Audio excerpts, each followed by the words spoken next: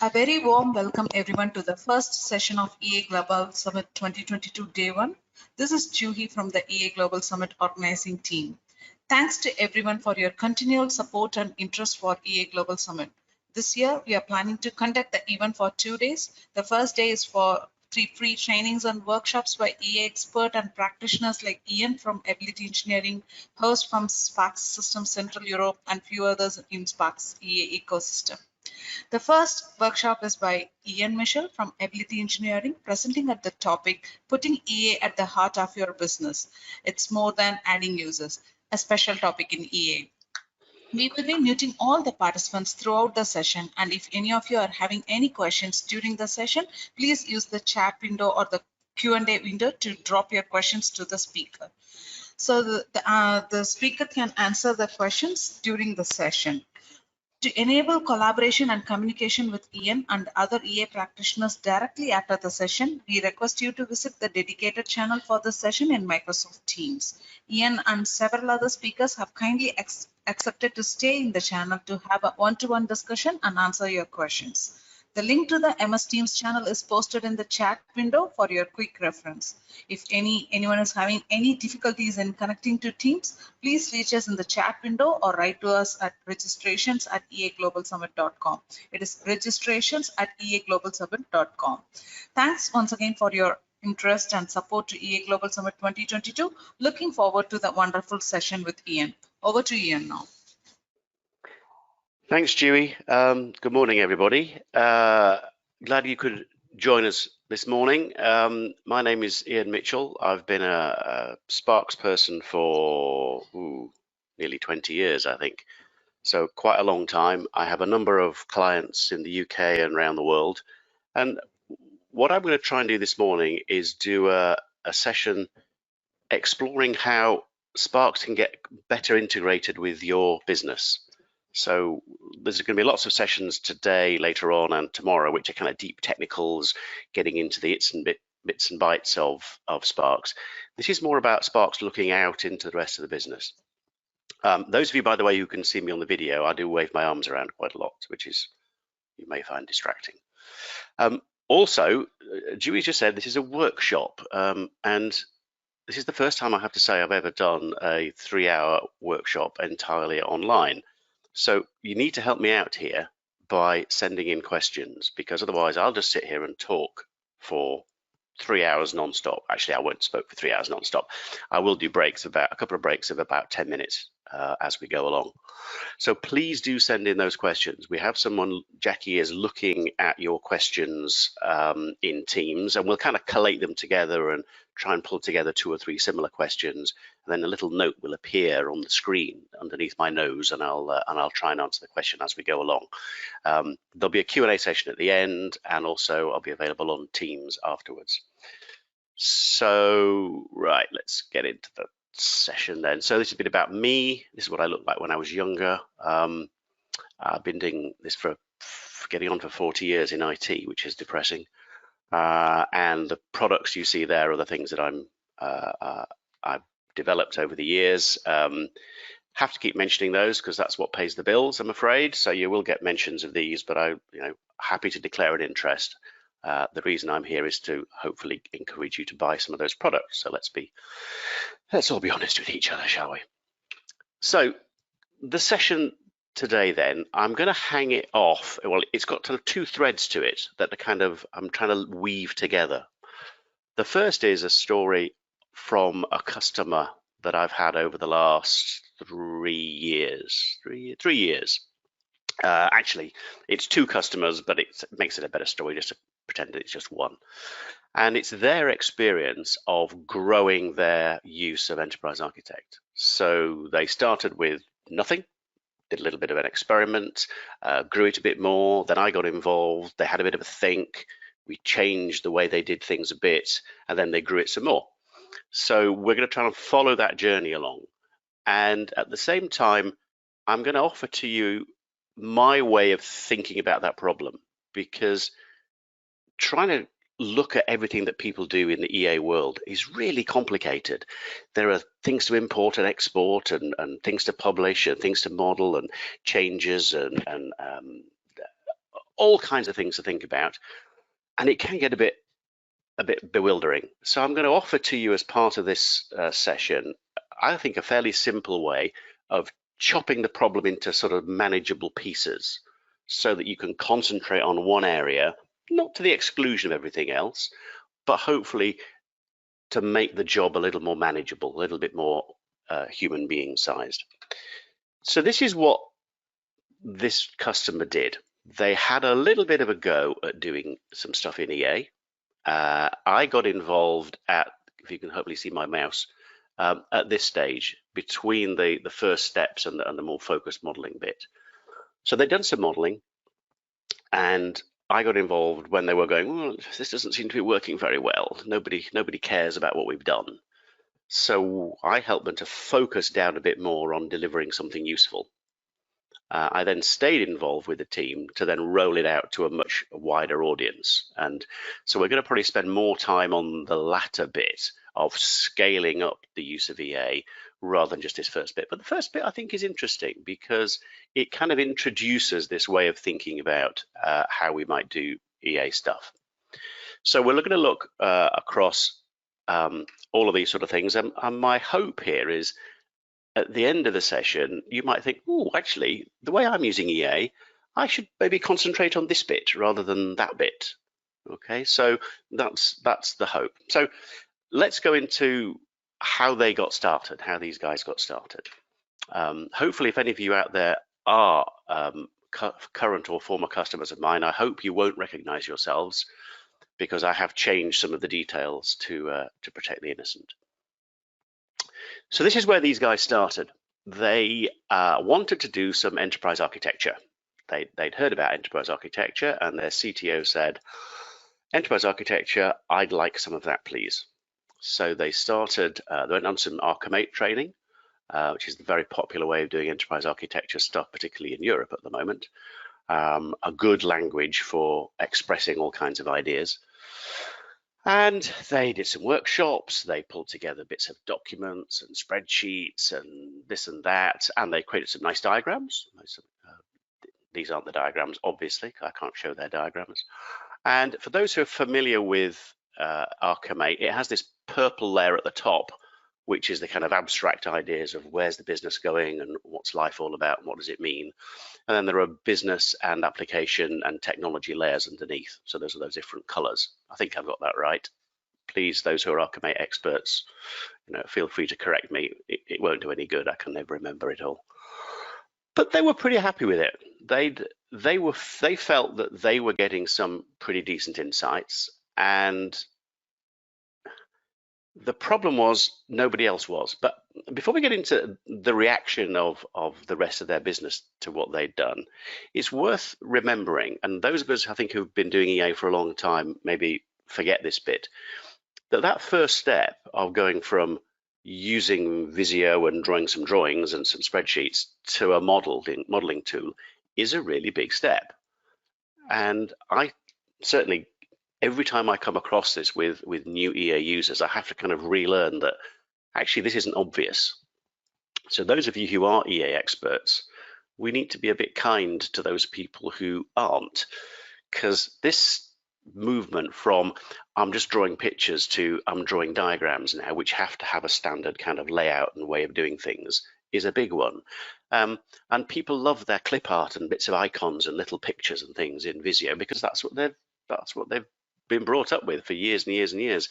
And people are really used to that idea of dumping their information in whatever form they feel like into a diagram, rather than saying, actually, no, now we're into the business of actually having a standard notation. Stuff has to be in the way that the language describes. So you just don't get to make up shapes of what your ideas are. So, and each one of those shapes actually means something. And it's not what you decide it means, it has a standard meaning. So this is a two-edged sword, of course. If I draw a little blue oval in EA, it means a use case. And everybody in the world who's ever heard of use cases knows what you mean. If you mean something different by use case, you're in trouble, because the next person that tries to read your model says, that little oval thing isn't a use case, it's a something else. So getting that discipline is a big step as well. So whilst you were drawing your little diagrams in Visio with your own bits of clip art, unless you were there to explain the diagram, nobody else understood it. But if you were there, you could go, hey, this is what I mean. Moving to that world where every diagram means something and it stands by itself is a big step. And I think probably the final massive step that we always underestimate is Visio. It's a pretty easy tool to use, isn't it? Bit of draggy, droppy, pointy, clicky stuff. Enterprise Architect is not simple. No way of getting around that. It's a big, complicated modeling tool for doing big, complicated models. So people getting used to that is fun. Every time I ever teach people how to use Enterprise Architect, I always learn something new. I did last week. I think Horst from Liebe taught me, I think it's Control and Tab to switch between, anyway, I digress. So this is how they got started. So they did their model, they produced some diagrams, it was all fine. They got the hang of Archimate and putting things on diagrams and having multiple diagrams and organizing the packages, and went back to their stakeholders, and particularly the CTO, who was kind of sponsoring what they were doing, and said, you know, look at this, isn't it fantastic? This wasn't exactly the CTO's reaction. I can't remember what it was that he asked for, but it was some kind of gobbledygook, strange diagram thing that he'd seen in some other tool. It probably wasn't the application portfolio strategy, evolution, roadmap strategy, prioritization diagram, but it was something like that, some kind of magical diagram that was going to show him how to run the organization's IT. And he didn't see it. What he saw was a bunch of Archimate diagrams. So that was a disappointment to him. We went to the stakeholders who'd given a little bit of the information to make this stuff up, and their reaction was similarly, what on earth is all this stuff? I have no idea what you're talking about. More importantly, this is one of the principal stakeholders, she was particularly concerned with, well, these guys had a project process, a very well-defined, structured process, how to deliver changes into the business. Say a feasibility stage and a kind of a review stage and a high-level design and all that kind of stuff. A very well-organized one. And her comment was, well, it doesn't fit. These are all these funny diagrams. Well, where does it fit into the project process? So without that, it wasn't really very interesting to her. So what I think, yes, the reaction of the team was, well, oh, that was a bit of a surprise to everybody. So at this point, they said, well, what's caused this? Well, the first thing, by the way, I should say I've just reused this diagram because I like it a lot. I once drew it on a very long train journey. But what they did was they got lost in the tools. And those of you who are newish to EA will know you can wander around inside of EA all day and all night doing what you think is useful stuff, and it's not. So they had realized that in trying to make this change from Visio to EA and unstructured to structured and all that kind of stuff, they'd completely lost focus on, well, what is it that we're trying to deliver to the business here? What's our value? Yes, we've produced some kind of enterprise architecture. So what? So this is where I got involved at the stop and think stage. So the modeling team, this little yellow chap here, he wants to make his modeling simpler and easier.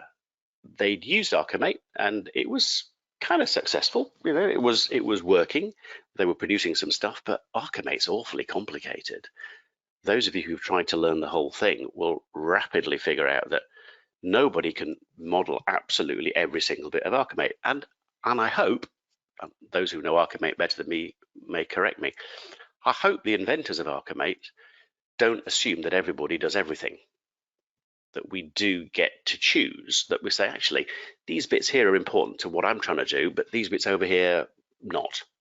I know more, I guess, about the BPMN process modeling language, and certainly I never teach the whole language. I have to simplify it to make it easier to model. So this is what the modeling team had realized is, absolutely, they have to make this thing simpler to do because it's just taking too long to do stuff. The CTO, on the other hand, we're still hanging out for, I want to know how to manage my business better, please. I need these kind of insights, these funky diagrams that tell him everything about everything. Failing that, and part of my job, I think, was to say, this isn't going to happen next week. There needs to be so much more information and so much more technology involved before we can give you insights. What we can try and do is deliver some value to other parts of your organization, even if it's not to you yourself.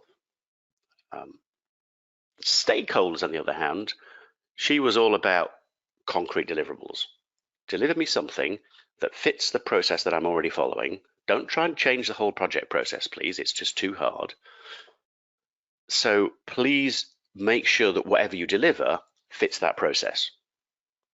Her team were happy to help out with talking to the modelers, but they were not going to become Archimate geniuses. Absolutely no way. Just far too many other things to do. And at this point, we started talking about this initial deliverable, this idea of an architecture, I think it was called an architecture impact assessment, architecture impact document. So anyway, architecture impact. It just said, I'm thinking of making this change to the business, and as part of the process, partway through, it said, at this point, the architecture team shall produce an architecture impact document. And this is what we thought, oh, we could use our enterprise architecture to help us to produce that. At this point, we're starting to coalesce on there's a thing here that we can deliver that fits the process, that helps the stakeholders to move the project forward a bit faster, and will hopefully produce an architecture impact document that's better than the one we have at the moment, because it can consider now the whole of the technical architecture and the business architecture above it. So at this point, I introduced to them the idea. And this is the kind of framework. Oh, I hate framework. It's just a set of ideas. It's not a framework at all. It's some ways of thinking about what these people are trying to do, trying to tease it apart into, I think, 4 lumps. And I've used this technique kind of behind the scenes with clients for many years now. And it's good enough. It kind of works. It stops people from getting confused as to why they're doing what they're doing. And it tries to say, here are 4 different aspects to what you're doing when you're trying to grow your use of Enterprise Architect. There's probably more. There's probably some things I haven't thought about. If there are, then please tell me in the chat. But I've used this for quite a while, and it seems to work. So we're splitting it into 4 different things. They're all deliberately verbs because they're doing things. So I'm delivering, I'm engaging, I'm modeling, and I'm harvesting. So we'll keep coming back to them, but I'll give you the quick tour around what I mean by all the different bits. The idea, by the way, was I called model-driven delivery because you've got to give these things a name, and hopefully a 3-letter abbreviation. So MDD is what we call it internally. And it's model-driven delivery. And the key is in the last word. It's about delivering stuff. I still come across lots and lots of modeling teams who are doing great stuff, producing lovely little models that describe some aspect of their business. And you go, oh, great. Who's the consumer of that information? And there's a pause. Well, we've shown it to some people. Well, what did they say? Well, they didn't understand it. Oh, no. Okay, so you're not actually delivering anything at all. You're just having fun modeling. And I'm sure none of the people in this session are people who model for fun, but maybe you know somebody who is. So it's all about delivery. So delivery is the activity that says concentrate on what do you need to produce, and it's got to be a concrete thing. Well, we'll talk about it later. Some concrete, some slightly runny concrete. What do you need to produce, and who do you produce it for? What's actually in those deliverables? So it's not just it's a document. Well, it's a document. What's in the document? So what's the content of it? And then a third aspect of that is what's the mechanism of delivering it? So trying to tease apart here the what and the who from the what's inside it, but only latterly the mechanics for delivering it. And you've got to do all 3. You can't just do one. So that's then giving us a focus to say, this is what we're all here for. This is what we're trying to do. We're trying to produce something for somebody to actually accomplish some business goal. The engage part of the process is often forgotten. We're not going to sit in a dark room and model all this stuff. We're going to go out into our businesses and talk to them and encourage them to give their knowledge to us. And that process of engaging with these people may be quite separate from the delivery. The delivery may say it's a document. The engagement may be a workshop which then feeds back some notes to them or feeds back a little diagram or a spreadsheet or a draft document. But that process of engagement is going to be complicated because this is where we have to go back to them in ways that they understand. So not showing them some fantastically intricate archimate diagram, but showing them something that they can relate to. So there's a skill there, quite different to the delivery skill. Part of what we may have to deliver may involve us using information that we don't actually have and that we shouldn't really be modeling ourselves. So we'll show some examples later on from this project of excuse me, of things that needed to be in the model because the delivery said so, but we didn't have. So we're going to have to harvest some of that data from elsewhere. I'm sure most of you know lots and lots of different funky EA techniques for harvesting information, and we're not going to go through every single one of them, but just through at a kind of business level. Well, why do I care about this? What's the risks of doing this harvesting? Am I pulling in information that's actually not mine? It's mastered somewhere else. And what are the issues going to be around doing that? And finally, the bit that you already think you know how to do, which is modeling. Yay, we go model, we draw diagrams and we create things and we add tag values and we do meta models and stuff like that. So this bit maybe is more familiar to you, but I think I'm going to try and go at it in maybe a way you haven't seen before. And it's about giving this stakeholder, this modeling team, what they wanted, which is quickly and simply, please. I don't want to be modeling this forever. Disappointing, I have to say, that 20 years of experience of EA comes down to 4 boxes, but hey ho, that's just the way it is. The boxes interact with each other. I was going to do a nice build on that. I've got some nice ones later on, but this is an idea of how the boxes interact, because clearly they do.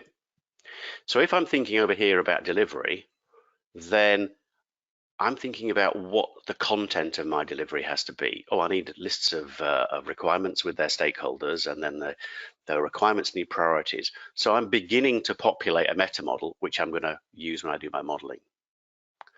I'm also, when I'm thinking about my delivery, about who I'm going to deliver it to, that's giving me ideas about how I'm going to do my engagement, because that kind of user isn't going to react well to a big complex diagram. Maybe they just want a list of something in a spreadsheet or a Collaborate dashboard.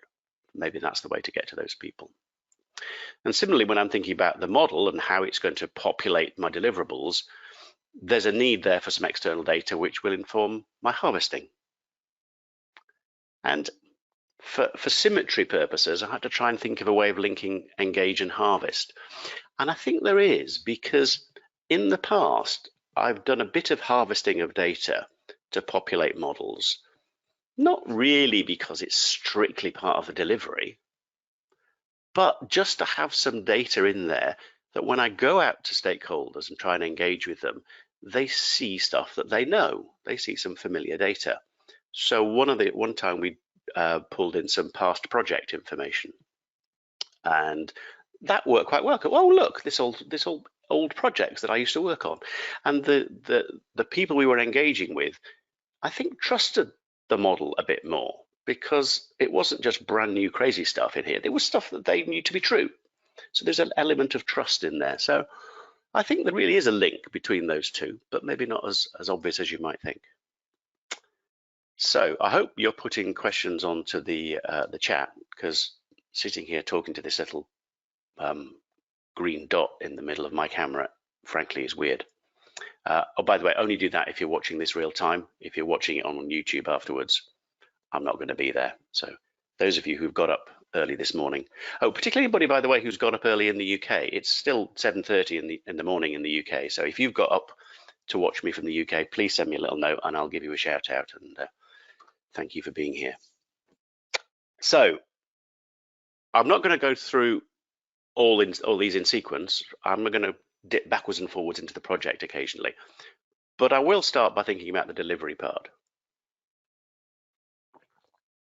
Because if you get this wrong, nothing else will go right. It will be a waste of time. Because modeling is not just fun, it's got to have a purpose. And it sounds so obvious, I almost feel embarrassed to say so, but I just cannot count over the last 20 years the number of places I've been to that have just got completely lost in the modeling and have completely lost focus on what they're trying to deliver and for whom. So don't make that mistake, please. It's got to have a purpose.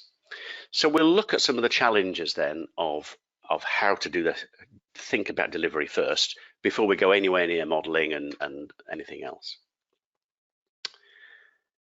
So talking to the team on this project, they were kind of frustrated because they decided that, okay, we'll go out and ask people what they want, but nobody knows what they want. So how are you supposed to deliver anything? Well, the reason they don't know what they want is they've never experienced this idea of putting all this business knowledge into one model and being able to look at it and slice it and dice it from different angles, which as EA users, we know is an incredibly powerful thing to be able to do. But they couldn't kind of articulate, well, I want one of those or one of these. And even if they did, they were finding that you deliver something and they go, oh, well, no, I don't want that. I want this. You show me one of those. But no, I look at it, I want one of these. So that, well, they keep changing their mind all the time. And there's always more information that's needed. And this is particularly true at the sort of fuzzier end of the deliverables, where it's insights and ideas and opportunities and stuff. There's always opportunities for more data. Any of you who've worked on a data warehouse project will know this is just how data warehouse projects are. No matter what report you put in front of your users, they'll always want a bit more data and to drill into that a bit more or to summarize it. And that's just how it is. And if you worked on data warehouses, you're not surprised when that happens. Kind of what we're doing here in Enterprise Architect is often a knowledge warehouse of business knowledge. So of course, there's never any end to what people want to put into it. So don't be surprised. So my encouragement to them and their realization eventually was, this isn't a we define a deliverable, deliver it, end of. It's a process. We deliver something, they go, ooh, that was great. Let's have some more of that. Now I need one of these. Okay, I'll deliver that. Oh, that was good too, but not quite as good as this. So can you change it? And we go back. So the process of delivering it is continuous. And that's good. Keeps us all in work, keeps us doing useful stuff. So let's look at what these guys tried to deliver. It was this architecture impact thing. It was fairly easy to define what was in it. So that was the good part. And that's the good thing about documents that you have to deliver. You can usually get a copy of an old one and go, aha, it's got this in it, it's got that, it's got a list of these, it's got some funny chatty bits about something else, it's got a funny diagram, but at least you've got a concrete example to go on. We'll look later on at areas where that isn't really true. And all this document was doing was saying, if I make this change in the business that I'm proposing, here's its effect on the architecture, because they were trying to drive the architecture in a particular direction to go mostly cloud-based and off-site, multi-site use, and that kind of stuff. So this was good. This was good. The CTO said, well, okay, you're not, oh, I've got those ticks and crosses in the wrong order. I've just noticed that. It wasn't giving him his deep insights, but it was showing progress. So in your mind, reverse those two round. The stakeholder community were good. They're saying, right, finally, with my architecture impact, you're giving me something concrete which fits in my process, so I don't have to go and change my world. Okay, so now time to dive into this architecture impact thing and figure out what is it we want to deliver and how. So So I'll split this into 3 bits then. The what, the how, and the where. So what do they need? What's inside it? What are the individual sort of moving parts and bits and pieces? How we can deliver it, the mechanism, and where in the model I'm going to find it, or where I'm going to have to go and harvest it from the outside. So the top bit is kind of the easy bit in any if you're analyzing a document, because it just says, hey, you get the document, you take it apart, and then you figure out that this is a list of those, and you can show how this relates to that. It's actually pretty straight. It's just data modeling. And those of you who are very old will remember being given a paper form and analyzing that form by going, oh, well, that's a customer, and then that's an address. An address is different from a customer, and then they had a telephone number and an account number, and you took all that information from that form and you made it into a data model. I was about to say, hands up those who have done that, but you're all out there. So that's a pretty well understood process. It's data modeling, and lots of people know how to do it. And we'll come back to that in a second when we look at modeling. I'm keeping my eye on the time because I want to give you a break after about 40 or 50 minutes or so. So I'm sure Jackie will remind me. So that part, if it's a document that you have to deliver, actually isn't so bad. It's a well-bounded, well-understood problem. You take the document apart and make a data model out of it, and that says, hey, that's what my model needs to contain. Life is not like that, I'm afraid. There is a spectrum of deliverables, from the solid, definite ones at the left-hand side here to the really fuzzy ones at the right-hand side. It just so happened in this case that we picked something for at this end, the definite document stuff, which is good because it's easy to define. Often needs an awful lot of data to make it work. So we were a bit shocked when we looked at our architecture impact document, just how much information needed to go into it. When you looked at each individual heading and each individual column in a table, that was a lot of information. But hey ho, that's the job. May have lots of consumers of that. The outputs, though, at least are simpler. You produce the document, you compare the document you've got out of Enterprise Architect with the document you had before, and go, yeah, they're the same. And therefore, I think if you can pick these early on, as these guys did, the risk is lower. There's a really good chance that if you put the right information into the model, you generate a document that looks half decent, that will be acceptable. So you have a pretty low risk way of doing things. At the other end of this scale is the fuzzy priority, opportunity, kind of what should I do next? What does the world look like stuff, which was what the CTO was expecting, and why he was a bit frustrated as to that actually we started down this end where I thought we could have had much better chance of being successful. So he wanted this fuzzy stuff up here. And the problem with that fuzzy stuff is it is hugely open-ended. It's very, very difficult to define. Lots and lots of data, just like the other stuff, relatively few consumers. I'm not sure that's a benefit or a drawback, but they don't know what they want. And they certainly don't know how they want it delivered. Is it a pie chart? Is it some kind of heat map? Is it one of those fantastic charts that Prolaborate draws? They don't know. They might know it when they see it, but they certainly won't be able to tell you what it is in advance.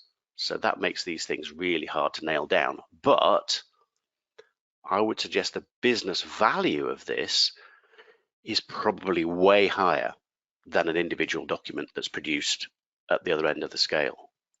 Because here you are going back to very senior people and saying, look, this model thing that we've been doing, it can tell you which bits of your application portfolio should be retired, which bits are best left where they are, and which bits you can put into the cloud, and start understanding risk and project dependencies and things like this. So really high value stuff, if only you can get the data and the knowledge into the model that lets you deliver them.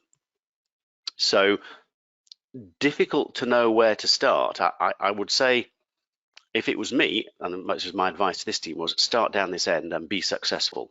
There's a great presentation that Peter Lieber does from Lieber in Austria, where he looks at how to be successful in EA, and it absolutely backs this up, or I back up what Peter says, which is do a little bit and be successful. Don't try and do everything, because if you fail, that says that doing enterprise architecture is clearly bad, which it isn't. It just means we didn't execute very well. So do a bit, be successful, do a bit more, be more successful, and so on. And eventually you'll begin to be able to deliver this sort of insight stuff as you're going along. And your user community for this will be very frustrated because it won't all arrive together. But that's just how it is. You know, that's nothing really we can do about that. So I don't know if any questions are coming in. Come on, ask me some questions, otherwise I'm sitting here all by myself. Delivery. So that's thinking about the kind of thing we're trying to deliver. Now let's think about how to deliver it.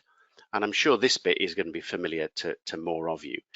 There's a whole, again, a range of different options that we might think about.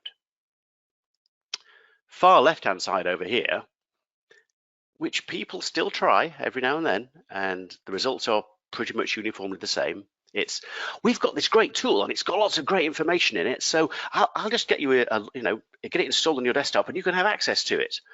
And the new user opens it up and goes, what on earth is all this? Diagrams and packages and bits, what am I looking at?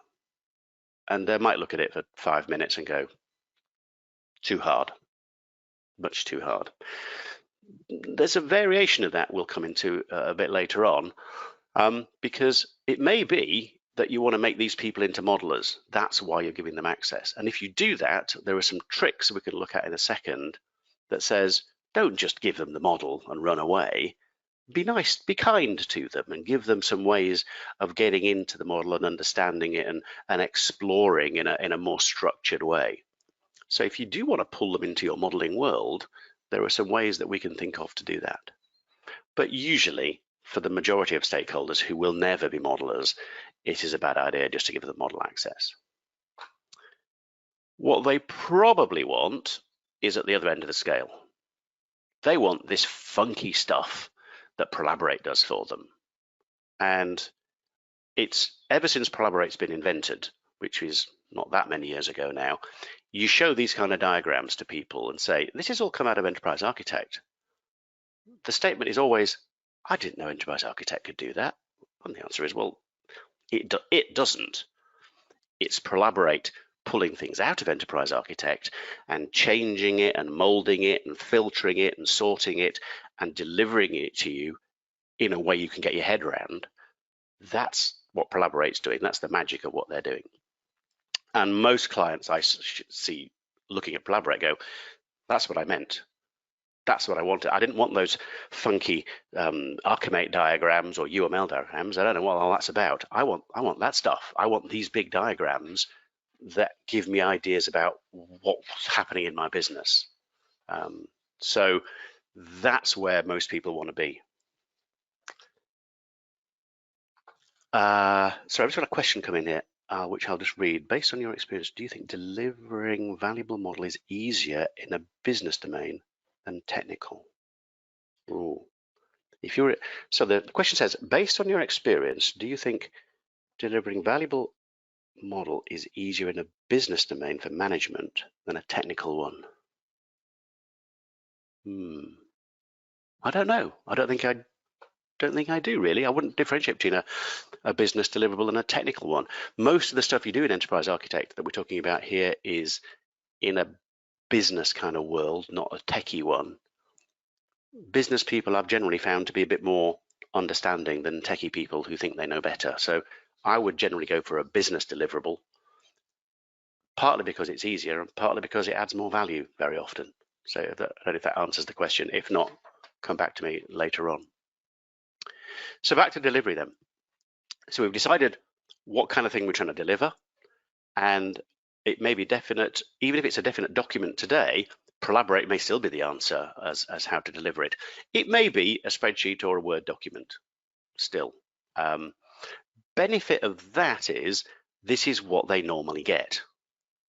Because Collaborate, fantastic as it is, may be a bit of a change for some people. Like, oh, I normally get a spreadsheet with all the requirements in it, and now you're giving me some kind of funky view like this, which may be objectively better, but it's not what I was expecting.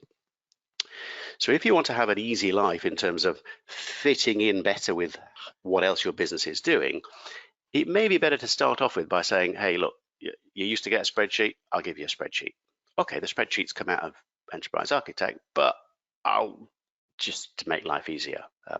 If they say, by the way, they want things in PowerPoint and Visio, don't talk to them anymore, because they're obviously bad people. So just say, yeah, you can have access to a model, because that's just better. But Word and Excel, yeah, okay, it's a pain, but there are lots of ways of giving them good documentation out of your model in that format to give them the interaction and the delivery that they need. You can either use the native functions in EA, which will produce you both Word and Excel. There's the Office integration add-in, which does a bit more stuff. And then there's EA Docs, obviously declaring an interest. I'm the author of EA Docs, which does all of it much, much better. But I would say that, wouldn't I? But don't let the tooling get in the way too much. Concentrate on, if you want an Excel and a Word document, right, okay, what does that need to contain? What are the fields?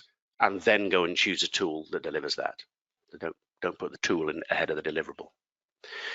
Kind of an option that's kind of not on this scale somewhere, so I kind of put it somewhere else, is they may want it delivering to some other format. So a Jira or Confluence or a SharePoint or lots of other tools. And the answer there may be to say, we'll actually use Collaborate in between your Sparks model and those tools and sort of move it through Collaborate to do that. Because Collaborate's got all these kind of funky interfaces that let you talk to all these different web-based tools. Because once you've got out of the desktop, 1990s kind of world of Sparks into the web world of Collaborate, then talking to these tools is much, much easier. So that may be another delivery mechanism you might think of, that rather than saying, here's a spreadsheet in a document, here's the same information delivered to a more web kind of tool. So what are we going to do then in this delivery stage? And this is, as I said before, highly iterative. Do a bit, deliver a bit, think a bit. So I would suggest that you start with, figure out what the delivery needs to look like. It's a document, it's got the following bits and pieces in it.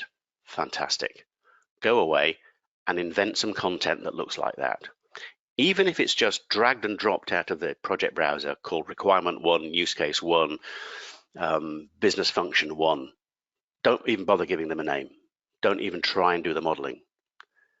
Get that some rubbishy content, but in the right structure with the right tag values and the right connectors, and then try and create that deliverable. Try and export the spreadsheet. Try and create the document. Try and, if you are at that stage, send it to Collaborate and say, oh, that wasn't quite what I thought. So the user population will tell you, the consumers rather, will tell you what it is that they need. So get that feedback. And don't be surprised if that first feedback is bad. That means you're doing a good thing. This is seems crazy, but it's true. The worst feedback you ever get is none. That says you're probably wasting your time and they don't know what you're talking about. The best feedback is where they go, yeah, you've got this totally wrong. You should have done it like this. In which case, get your pen out and write it down and go round again. Yeah, I've got examples going back 20 years of organizations where their first feedback was bad and they got all gloomy and despondent and we're not doing it very well. Well, they were.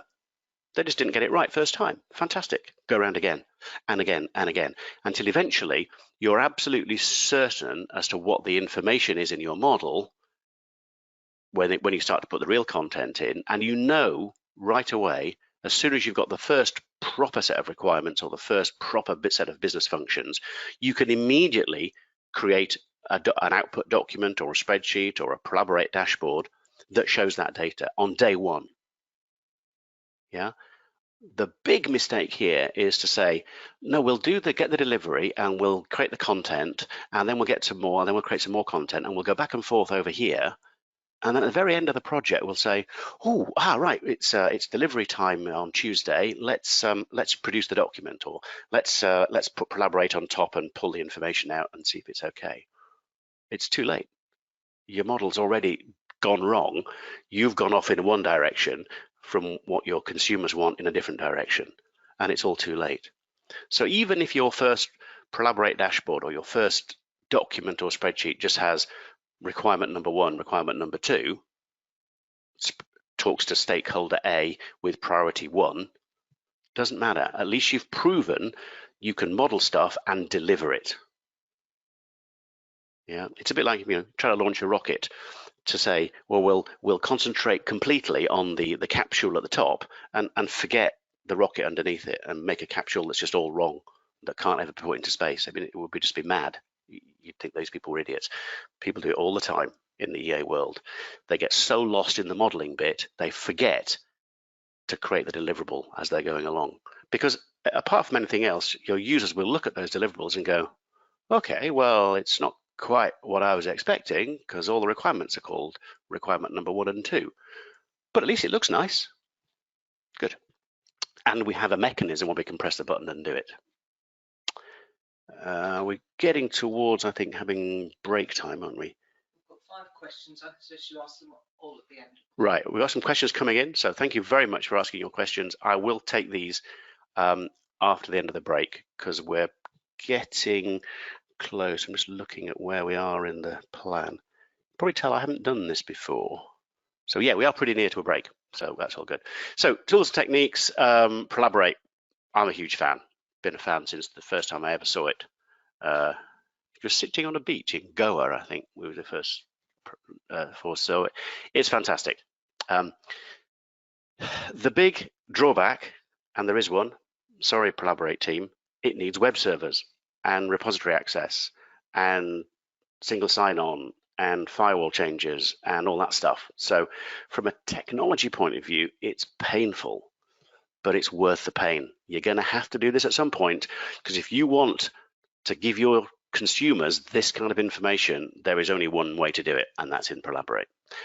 The alternative, by the way, is rather than you do all that stuff, get somebody else to do it. So do a Sparks in the cloud, put all the Collaborate stuff in the cloud, and let the Sparks India team do it, which is how I do it, because they're smarter than me at doing this stuff.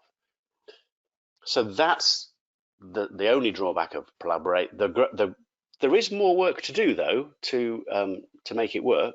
You do have to think what goes into those dashboards and what's the best way of doing it, and does it look nice, and tailor the dashboards to the individual types of users. So it's not no work. You don't plug it in and yay, it's all fantastic.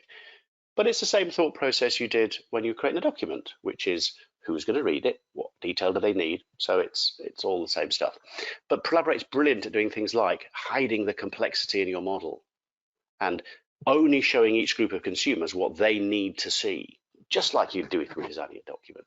And you probably want to put more diagrams in there, which only Collaborate will use. But hey, it's a fantastic story. Do it. If you're not doing it, you're missing out. So this is my kind of summary. Before we set, just one more slide then before the break on what my project actually did. So understand what the tools can do. Understand what you need to make Collaborate work, what you need to generate documents and spreadsheets. Keep it simple. I would strongly advise you don't try and change your project process to fit your tools. You should be fitting into the process already there. Once you can deliver good and interesting stuff, then think about changing the process. But you'll be doing that with the business encouraging you to do that. And if we have time later on, I'll talk about don't change the model to suit one customer. It's a universal one. So what did we decide to do? We made an architecture impact document. We had to do a bucket load more modeling. because that was the kind of shape of the model that the team had produced to start with. So lots and lots of the purple layer stuff and not much further down.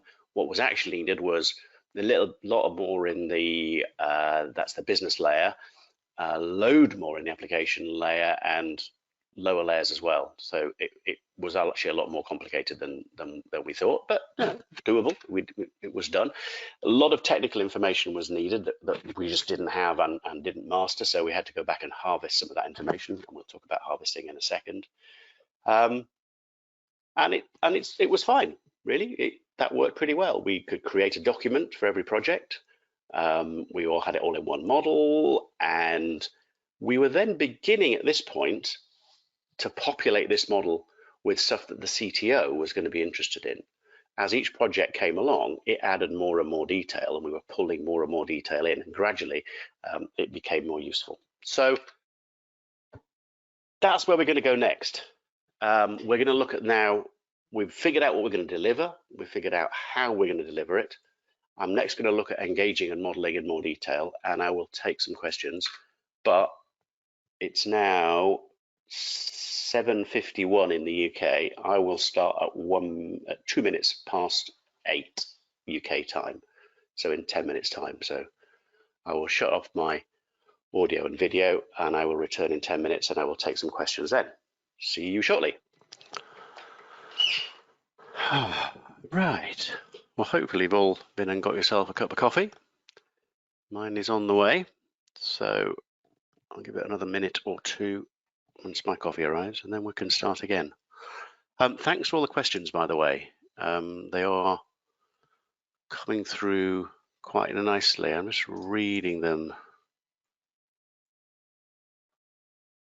Did we do the statement on the DWH project?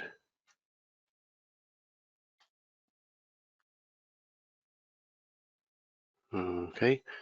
Somebody here's Bob saying he uses WebEA, easier to set up and collaborate. Yeah. Yeah. A bit like a bicycle is easier to set up than a Land Rover. Give me the Land Rover any day. Bicycles all very well, but sorry, WebEA to me looks like a toy or a test harness for a web interface. Collaborate's the proper thing. Johan wants to know top 3 to 5 books. I haven't written it yet. There are lots of good, well, a handful of good books on the individual modeling topics, but they're not EA specific. But and I think, didn't the guys in Austria write a German language book about EA, a really thick one? Because I were in their office the other day and I saw it. I don't know if that's kept up to date. Maybe somebody from Spark Systems Central Europe or Liba can tell me what the status of that book is. I don't know whether it's updated, but I really don't think there's much. I mean, this is why the Collaborate Spark Systems India team, Sixth Force, run these events for us, because this is where we find out what's going on. There was a really good question here about value versus time. So Roger's saying, challenging value versus time. The more time you spend gathering data and building a rich model, the higher the value. I agree with that. Yeah, so I agree with the premise that, and this is why I've suggested to this client and to all others, that says, do a little bit, the minimum, there should be an idea of minimum viable model. What's the least bit of modeling that you can do, the least time and money you can spend to deliver something useful, and no more. Repeat. And okay, you may be a very long time getting to that big, funky, sexy model that delivers fantastic insights, but at least all the way along, you'll be delivering something useful. So maybe we should introduce, there you go, you heard it here first, the minimum viable model. There you go, something new for this morning. Somebody here wants me to talk about ISO 42010 and some other ISOs, none of which I have ever heard of. So sorry about that, Johan, I have no idea. Can I compare UAF with Archimate? Another easy answer, no. No, I started out in this world doing UML stuff when UML hadn't really even been published. So things like Archimate and new dark magic to me. Herman says, we have a discussion about using UML as a language to model. Do you think this skill is absolutely necessary to do modeling by practitioners? Yes. If you don't know UML, you're absolutely stuffed. There's no way you can use Archimate and stuff. I think if you haven't got that basis of UML, because all these MLs are all based on top of UML. UML has the basic ideas, but I would say that because I'm a UML guy from 20 years ago. So what do I know about it? So Jackie's still fielding questions, and Takeshi's asked a question. Hello, Takeshi. From Japan. Videos both EA and Collaborate from the beginning only, and EA for when to introduce Collaborate. Good question. Experience suggests that Collaborate's really only useful if you've got lots of data, but most organizations take forever to implement it. So start them both together would be my advice now. Even though by some miracle Collaborate arrives within a week, your IT department can set it up in a week, you've got nothing to look at, fine. I'd rather that than we finish, we've got a model that looks really good, we want to put it into Collaborate, and then we have to wait 6 months while the IT department figure out how to do it. So I would actually start the two running together on the basis that I'm going to have to deliver a whole load of stuff first before the Collaborate guys have the IT department have implemented Collaborate. But a better solution to all of these is put it all in the cloud, make it somebody else's problem, and then you can have Collaborate in 24 hours. That's the way forward. Two questions you didn't answer. Two questions I didn't answer, apparently. One about native Excel. Oh yes, Excel. Yes, I was. There's a slide further back about native EA export for deliverables. Yes, I was talking about the CSV export, which is a bit of a toy. The Office MDG is a lot more sophisticated, and the ADocs with Excel is even more sophisticated still. So there's a whole range, and I think other people have produced Excel exporters as well. So lots of choices to do there. And there's asynchronous responses. Oh, the async, yeah. Somebody asked a question. Daniel asked a question about async interaction. We'll come to that in a second. Coming soon. Right. Let's move on because we have lots of things to do. So where we've got to with this client now is they've produced some architecture impact documents. It's going okay. CTO is now leaning on them saying, right, come on, I want more stuff per project, and I want to see progress towards delivering my stuff, my kind of funky insight, what the heck do I do next stuff. So it's time to get big. Just notice this. When you do a little PowerPoint scale up like that, you lose focus. Now, there's a thought, isn't it? As you scale up, you lose focus. No, just a thought for the day. So this is where we got to at the, probably this is 6 months after I first talked to these guys. So I went back and said, it's going fine. We're delivering stuff. The business are now beginning to get the idea of what we're talking about, this model thing. People are starting to show an interest. Right, we have a bunch of new groups who think that they want to put their stuff into Enterprise Architect. And this is not uncommon, by the way. You go from zero to hero, and suddenly everybody wants to put their stuff in Enterprise Architect, and you're going, whoa, just a minute. There's a finite amount of resource and talent here to help you to do this. We can't do all these things. So their highlights were these three. They were a financial institution, so the risk management was a big thing. So they had a whole, what they called their risk management framework, which was a whole load of ideas that modeled ideas of financial risk. So very, very specialist. So nothing to do with the risk management stuff you see in EA, are very, very specialist industry specific things. Processes, BPMN, dead easy, requirements management, we all understand. So we sit down with them, as we do, and we say, what do you need to deliver from each of those? So now the team are getting the hang of this. They're getting used to the idea of, okay, risk management, what do you mean? Risk management guy said, it's documents. There are some, they were kind of not legal, they were kind of industry, government compliance documents. It says you must produce a risk management document according to this standard, and it must look like this. Okay, understood. Process mapping, they said, well, all our processes are on the intranet. Because it's easier to ignore them if they're on the internet. intranet than it is to ignore them if they're in a document, because that's what people do with processors. They just ignore them. Requirements management, again, old-fashioned. We need a requirements management document, please. Okay, so that's what you said you wanted. How are we going to actually engage with you guys to figure out what risk management process and requirements are all about? How do we interact with you before we produce those deliverables?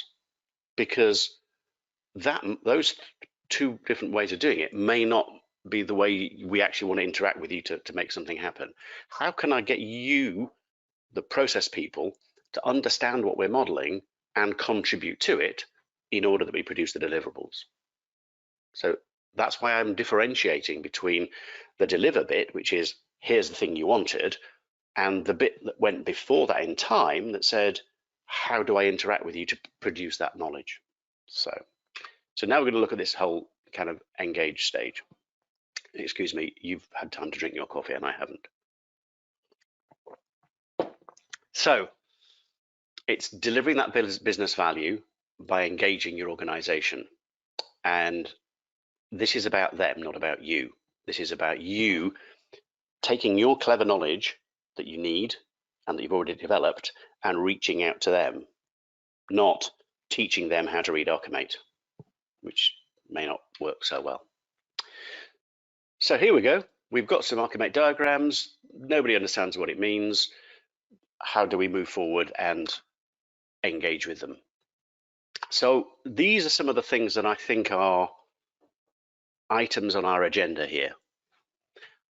I want it to be immediate. I don't really want to have to, every single time I draw a diagram, to have to then move it into Visio, change all the little boxes and lines to look like little Visio bits of clip art, and then show it to the user population. That's not great. Well, however I engage with them, they have to find it easy to understand. And I'm prepared to do a little bit of training maybe for them, but it may have to be simplified. So I may have a great idea of how I'd like to do the modeling, but I may have to simplify it in order to get them to engage. An example of this I know from teaching BPMN process modeling to people is BPMN is a huge language. It's got all kinds of crazy stuff because it's a superset of every process you might ever want to think about. But for an individual organization, I pick a subset about 20% of the size of the language. So I only allow, I think, 7 different kinds of event out of a possible 120. So keep it easy to understand and they've got a chance. Process modeling, strangely, is one of those easiest ones because BPMN has flowcharts and process modelers want flowcharts, so it's pretty easy. Architecture, pretty hard, pretty difficult. Most important probably though, is I want to make it easy to collaborate and to contribute. So I want it to be easy for people to say, you've done that wrong. I'll just change that for you. So you want that collaboration to work. And I want to see what other people see what other people have done. So, because people's expectations here, I think, are sky high because they've got all the social media tools that let them like and comment and post their own ideas and stuff. And well, that's the world we need to be in, even if they're not EA users. So let's just go through some of these engagement techniques and see which ones we should be using and where. And then at the end of that, we'll look at how my team here actually went about it.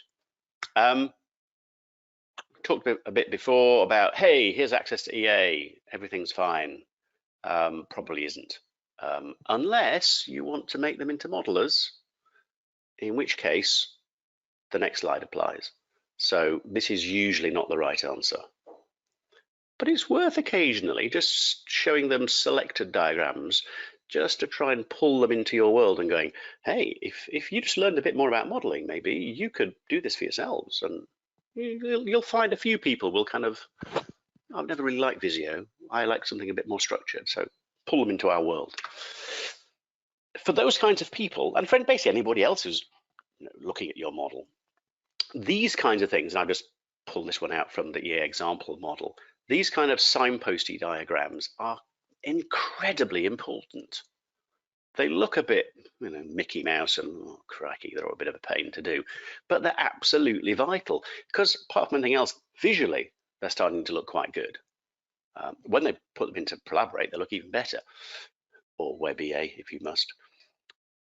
And it helps people to find things in the model, because EA is a bit of a big flat bucket of stuff.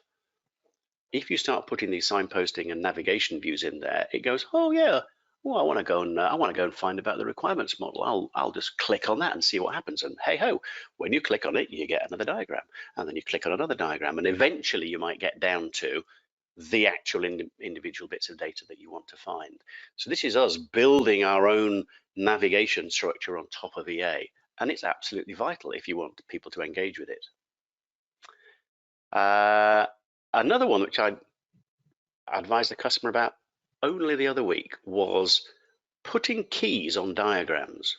Now you think EA doesn't really let you do that very well. You've got a toolbox, but not a key, because that key, remember, is, if it's in the diagram, is going to appear in a Collaborate diagram, and it's also going to appear whenever it's published in a document. So don't assume that everybody knows that that's an application event and that's a component, but that's an interface, because I can never remember what they are. So don't be afraid to do simple stuff like putting keys on diagrams, because the lay user who doesn't have the benefit of you standing over their shoulder goes, oh, okay, so that's an event, and I kind of got an idea of what a component would be and an interface, and they can begin to read these diagrams themselves without you being there. So you're delivering training, if you like, to the reader right at the point they read the diagram. Simple stuff, but definitely worth doing. And remember, Collaborate readers can see this stuff as well. So it's not just people who are EA users, it's anytime you want to publish that because the getting started thing here is a diagram, it can be put into Collaborate, it can form part of Collaborate's navigation as well. So you're getting it, two things for free. While we're talking about that, then Collaborate would be my engagement tool of choice. And I speak as one who produces something that's an alternative to it, which is EA Docs, producing documents. I would still say Collaborate should be my first choice, and only if that either isn't available, or you can't get it to run in your infrastructure. Okay, back off to using just a minute, I'm getting questions coming, which is very distracting. I can't feel that now. So most of your engaging users you're trying to engage with are probably expecting something a bit like Collaborate.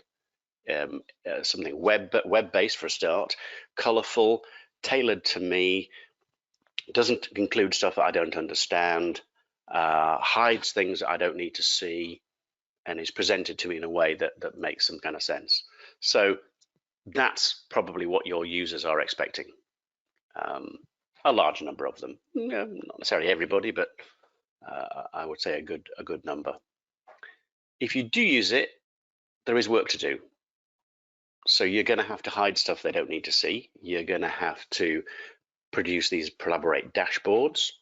Again, that's what people expect to see. It's something like this sort of diagrams up here with lots of groovy stuff on it, curated to me as a stakeholder, not me as an individual, but as a group. So in our case, we had a dashboard for the process owners, and it had lists of the processors and lists of this and diagrams and all what they would expect. So it's a really, really friendly way of getting at EA information. I think I mentioned before, the technology is a full-on web implementation with all the web implementation adventures. And in a world where most people are going to cloud-based IT, then you'd be brave, I think, to not put it in the cloud, or at least explore that first. So talk to us or one of the other cloud providers that says, Collaborate in the cloud and save yourself an awful lot of work. Yeah, it's only money, isn't it? But it's about delivering it quickly. So that's the Collaborate story. I mean, there's probably I think Nizam is doing a session on Collaborate later on today, I think. So feel free to ask him all of your Collaborate questions, and not me. Old school stuff is still relevant. There's a large part of the planet who still work off of spreadsheets. So if they want a spreadsheet, give them a spreadsheet. You can, as I said in the delivery section, you can export a little CSV from EA pretty easily with native function. You can export it with Office MDG and make it a bit cleverer. You can export it with, and I think in that one, you can then pull it back in again as well. So perfectly possible, given that what we're all about here is engaging rather than delivering, is send them a spreadsheet, let them edit some stuff, get the spreadsheet back, review it, put it back into EA. And things like EA Docs XL will let you compare the spreadsheet that comes back with what's in EA already and go, look at where all the changes are going to happen and say, yep, those are all sensible, just dump them straight back into EA. So you can make that interaction quite quick. But spreadsheet people are spreadsheet people. You'll might struggle to talk them out of it. Once they've seen that you can do it in a spreadsheet, I find there may be more in a listening place to say, could you do this for me in a different way? Actually, I could. Same group of people really are document people. Yeah, they shouldn't be in a web world. They shouldn't be document people anymore. But there's whole industries that work entirely off of documents, which is why EA Docs has been selling for the last 10 years and more. So in this case, it's not the deliverable document, remember, it's the work in progress document. And given that it's pretty easy to just hit the button and say generate and send it, that's pretty good. The downside with using documents as a kind of a work in progress engagement mechanism is the comments that you get back. Because this is your normal way of doing things is I start with my model, I run it through EA Docs or document generator of your choice, I produce a Word document, I send multiple copies to multiple people, that's fine. They produce all of they do track changes, because they're not stupid, they know about track changes. They put that on and they put their comments and they change things and they strike things out and delete things and add things. And then you get back N documents, which you then have to, I don't know really, you have to go through one at a time and check that the change that this user made to that document isn't the same as that user made to the same document in the same place, but they contradict each other. Because this person asked for a red one and this one asked for a blue one, and it's a moment it's green, so I don't know what to do. So this bit is entirely painful. And those of you who've spent evenings and weekends with a bunch of review documents doing this know this is just awful. Yes, you can produce the documents in quantity. It's when they come back. And because this is why we're producing it. We're producing it to get engagement. We're producing it so that we can get back all of these comments and put them into our model and take account of them. And yet that's the most horrible bit. So a little while ago, we had and the EA Docs team had to think about this and came up with a different solution. So this solution says, first of all, you don't need to produce the same document for everybody, because one of the things we know about using models and generating documents from those models is not everybody has to have the same document. You can have multiple documents, different types of document for different kinds of people, all drawn from the same content. This is where EA Docs came from 15 years ago, was exactly that use case. So we can send those documents, either the same ones or variations, to our reviewers, and we can get their comments on them using Word track changes, and then feed them back into this thing called Revision Manager, which is a bit of EA Docs we developed a year or two ago at the beginning of lockdown. There's videos of this on the internet, on YouTube or on eadocs.com. The gist here is, here's a list of the documents that I got back, some of them reviewed by one person, some of them reviewed by multiple people, because they could have put it onto Office 365 and done a simultaneous edit of the document in real time. Cool stuff. And I can select, and what the Revision Manager does is it parses the document, pulls out the comments and the changes, deletions, additions, and says, I know which EA thing that referred to. Because way back in the process, back at this stage, when EA Docs generated the document, it invisibly tagged the documents with lots and lots of GUIDs, because we all know what GUIDs and things are, GUIDs and field names and tag value names, and said, this bit of data here isn't just a random string of text. It is the name field of this particular requirement, or this use case, or this business function. So by the time it comes all the way back through Word and back out here again, we can find out where all the changes were and work out that actually from all these documents that we got sent, these are the changes. And we do it by the thing in EA rather than by document. So we parse all the documents, pull out all the changes, merge them all together and say, for this actor element, the description field, or actually the register use case has a description field, and Charlie, Ian, and Claire all made comments to the description field. And or I can just say, yes, I'll accept that one, and my changes appear down here. And then when I've made all my changes, pending changes, I can say review them and save it to the model. And that makes it all a lot simpler. So now you can use documents as a way of doing an interactive interaction with your users. Sorry, the sun's finally come out in Wales, so that's good. It's getting daytime. So we found this to be extremely effective at getting to those reviewers who really only want Word documents. And they're keen to give you their feedback. They'll happily go and use track changes and give you their feedback, but it makes the whole thing much easier. And you can imagine doing this, once a week, once every 2 weeks. Notice in this one, by the way, the documents don't have to be the same copies of the same document. So I can send the orange document to one person and the green one to other people. But because it's all tagged up with EA GUIDs and they're universal, then by the time it comes back, I don't care that the documents were different. In this case, the example maybe has them the same, because EA doesn't care. Quite cool.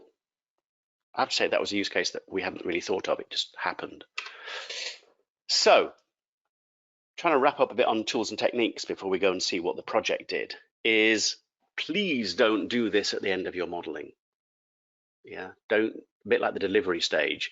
Don't say, I'll run a workshop and I'll get all the data in and I'll produce the deliverable document and send it to them. They go, well, no, that wasn't right. Engagement is important. It makes them feel that they're part of the process, which of course they are. And if they don't feel they're part of the process, it's going to be hard. So try lots of stuff. Be prepared to change. Yeah, you can colors, diagram, keys. Yeah, any technique you can find to engage with them, whatever works, without making a mess of your model. And remember that no feedback doesn't mean no feedback. No feedback means they didn't even read it. So,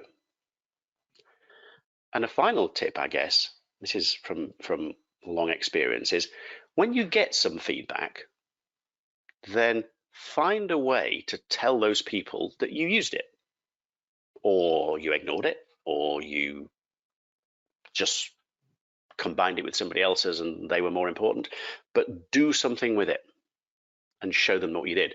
That will encourage them to say, oh, well, I gave that team the feedback, I'll do it again, because something actually happens to it. So what did the project do about it? So risk management team, we went for that EA Docs approach with the interactive documents. So we produced, they produced EA Docs documents from the model and sent them to the risk management team for them to do updates, and then pull them back into Revision Manager and stuck them back into the model as required. For the process mapping people, a bit more straightforward, we said that they wanted links in SharePoint because that's where their existing process was. We said you don't need to do that. You can put a link in SharePoint and the Prolaborate holds the diagrams, the latest version of the diagram. So that was good. The requirements management people, it wasn't exciting, but the way that we seemed to be able to interact with those people was through the Office MDG, just producing a simple spreadsheet. So nothing very complicated. They would add little bits on and we'd pull it back in, re-import it. So not exciting, but it worked, and that was what worked for them. The decision was also, though, to try and kind of work sideways and say, actually, everybody likes the Prolaborate world. Let's try to change the process such that it's okay for people to look at output in Collaborate rather than having to get a document. And similarly for the requirements management people. So that's kind of where we are with these guys at the moment in the engagement world, is they're trying to kind of push the Collaborate thing sideways. And I think that's going quite well because it's visually quite appealing. There'll always be some who love their documents and don't want to go anywhere else. So let's try and grow that kind of Collaborate world. I've got to a slide here that says it's time for another break, but I've only been going for about half an hour since the last one. I think what I will do is, rather than a break, can I take some questions at this point? So I'm going back through here. I haven't, Jackie's helping me to find out where they are. Up? Yeah. Oh, here we go.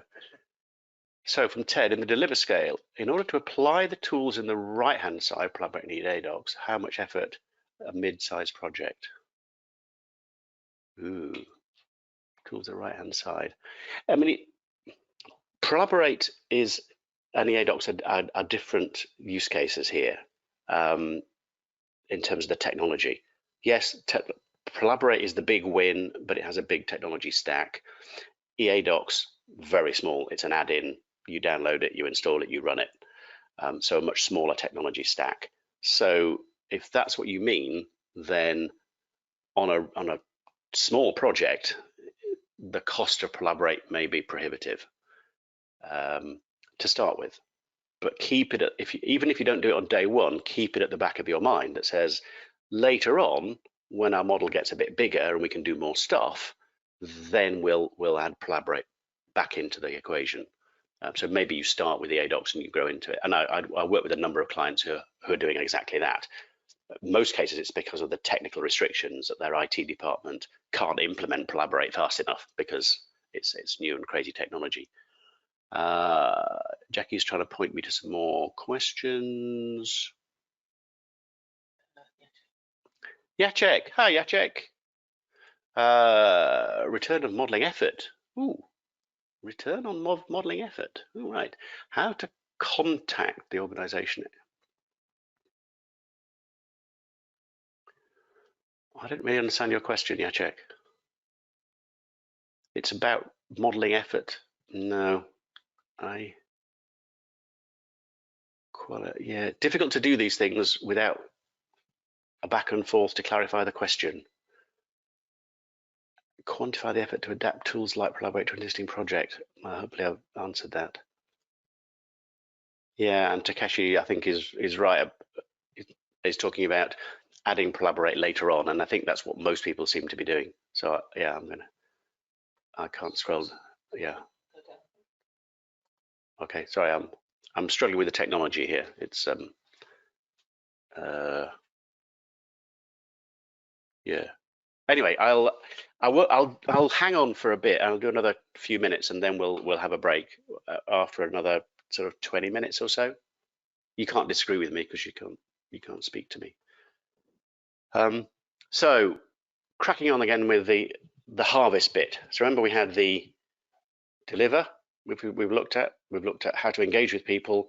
The harvest bit's pretty mechanical. So I think we'll do the harvest bit and then have a break before we look at the model bit, which of course is the bit you've all really come to listen to. So the harvesting is an interesting one.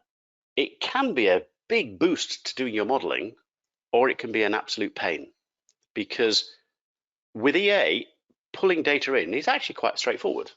Lots of good ways of pulling in CSV files or spreadsheets, or if you can do it, XML files, using RAS to pull things in from other modeling worlds.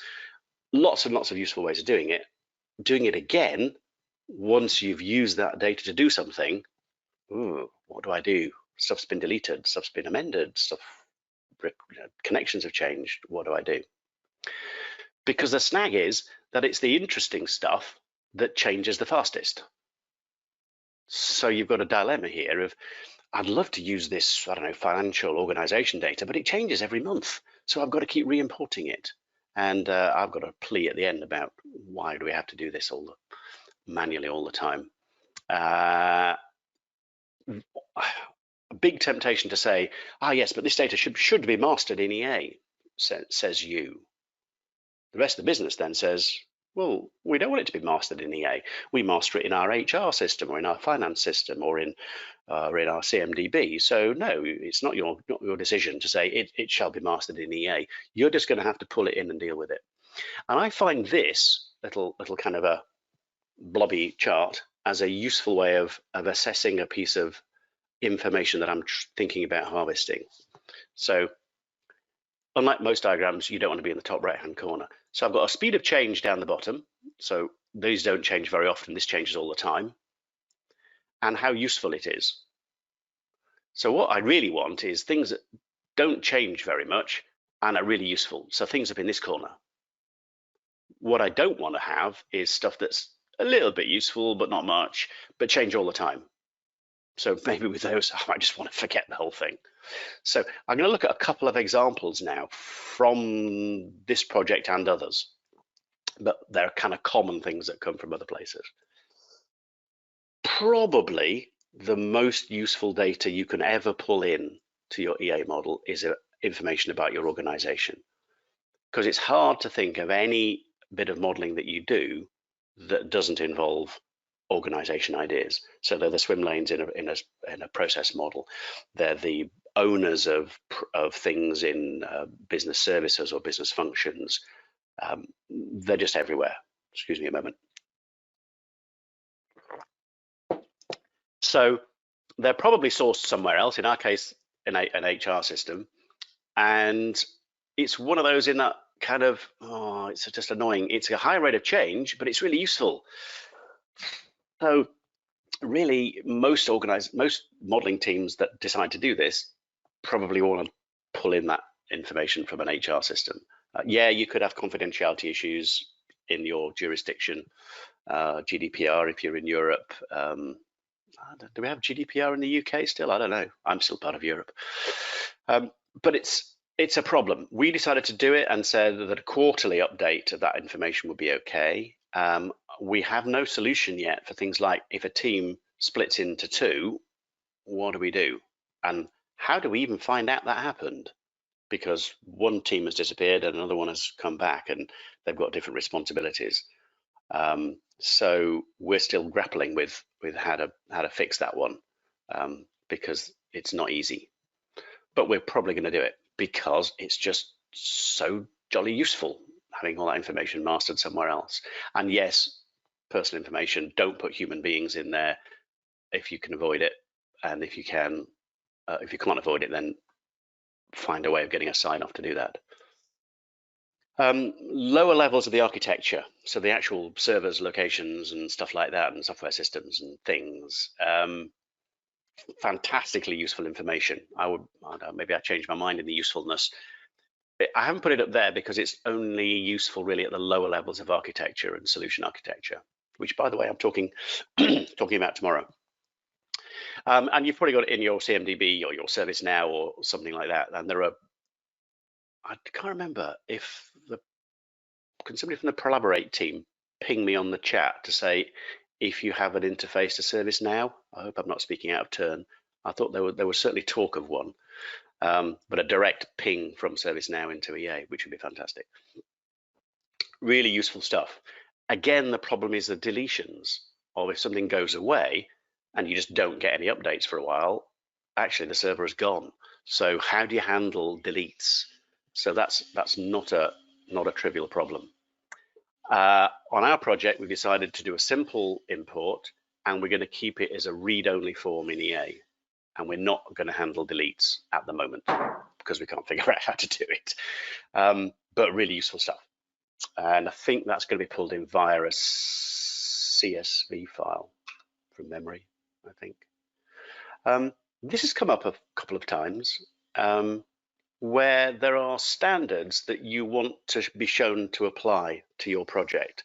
So typically when you're doing things like requirements management, to say, hey, I'm doing this requirement in order to comply with that standard, or that you can import them as a standard requirement or as a compliance requirement or something like that.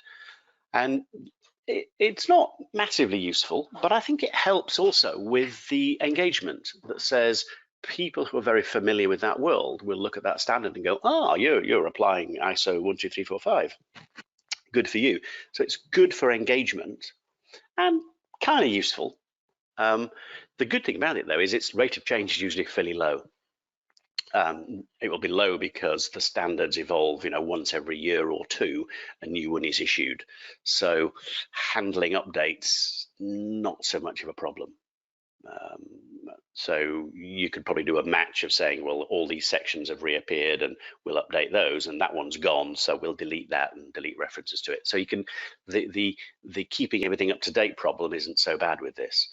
But I quite like it. And some places you can even get XMI imports of standard models from some industry groups will give you a bit of proper full-on modeling with connectors and elements and tag values and all that good stuff. So all good. So maybe worth doing. This is something that we thought about. Again, a part of engagement, but part of trying to reuse the knowledge from older projects to say they had requirements, they had results, they had some user stories that actually we might want to take reuse, we might want to take inspiration from them. Let's not pretend that everything that happened before EA never happened. So there was quite a big thought process of how we might do that, because obviously the speed of change is zero.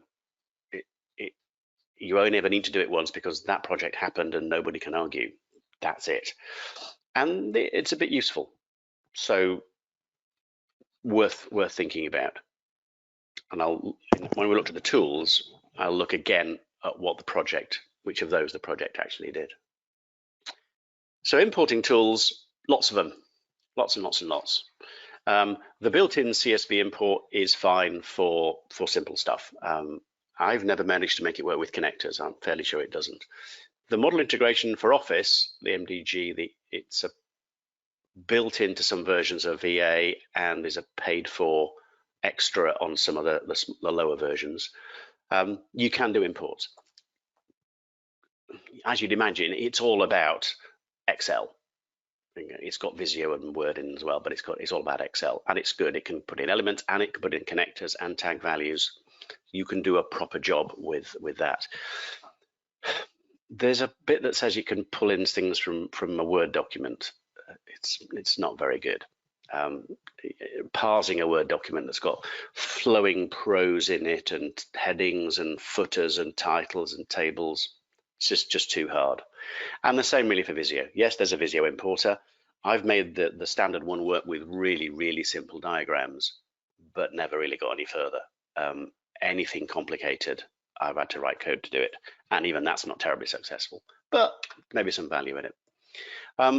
Shout out for EA Docs. That's what puts food on my table and pays my mortgage. Yeah, we do importing of Word documents. And again, not really that much better than the one that's built into the Office MDG. I would say a bit better, but there's only so much you can do. Much more sophisticated way of importing elements and connectors. So we can do that pretty nicely. So that's all good.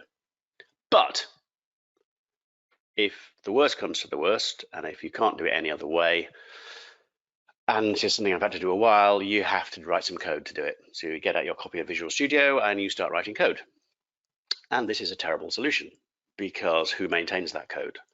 And it takes a long time to write and it's really complicated. So who owns it at the end? Do I give it to my customer? And what the heck on earth are they going to do with a load of C# code that they don't know how to edit? So not a great solution. So please, Sparks, if you're listening, can we have a full-on automated import utility? Pull together all the different strands of importing of data and make a full suite of it. So I go to a particular location every week and I look for a file like this and I pick the file up and I process it, kind of, if you're from the data warehouse world, ETL, extract, transform and load.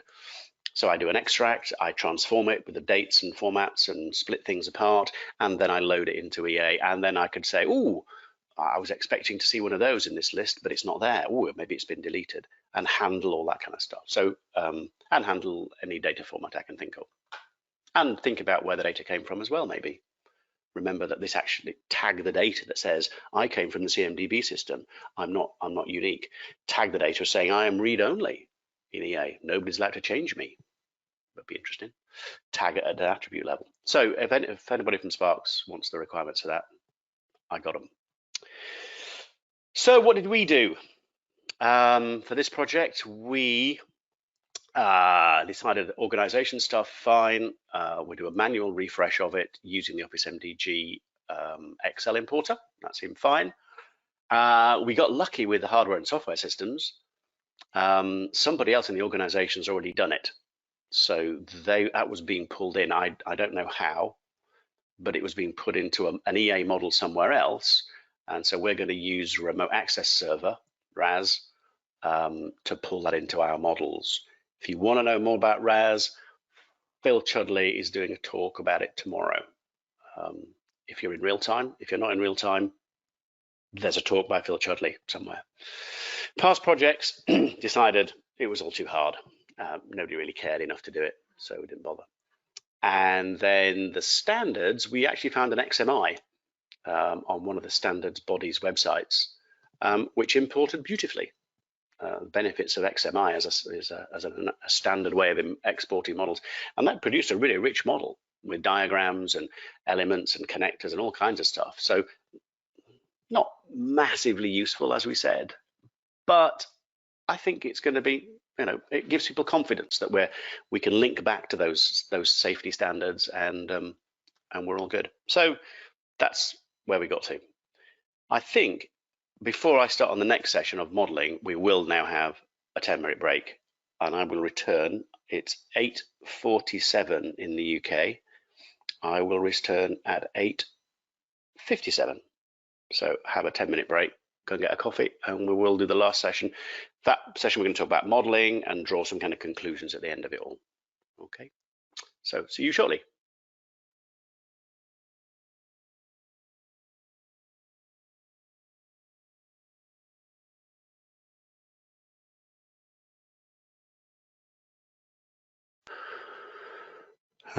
So I'll give it another couple of minutes while I read your questions.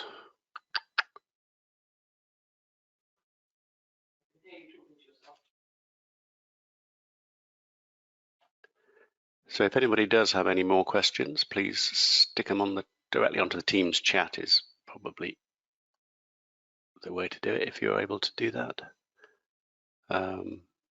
Sujath is doing a good job of copying them, I think, from the web chat onto Teams.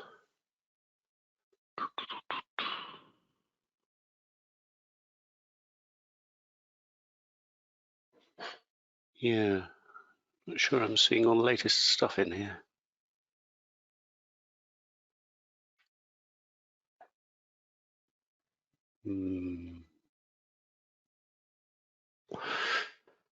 Right, so I'll start in about another minute or so. If you've all got your coffee, I have my coffee, so life is good. Ah, that's hot.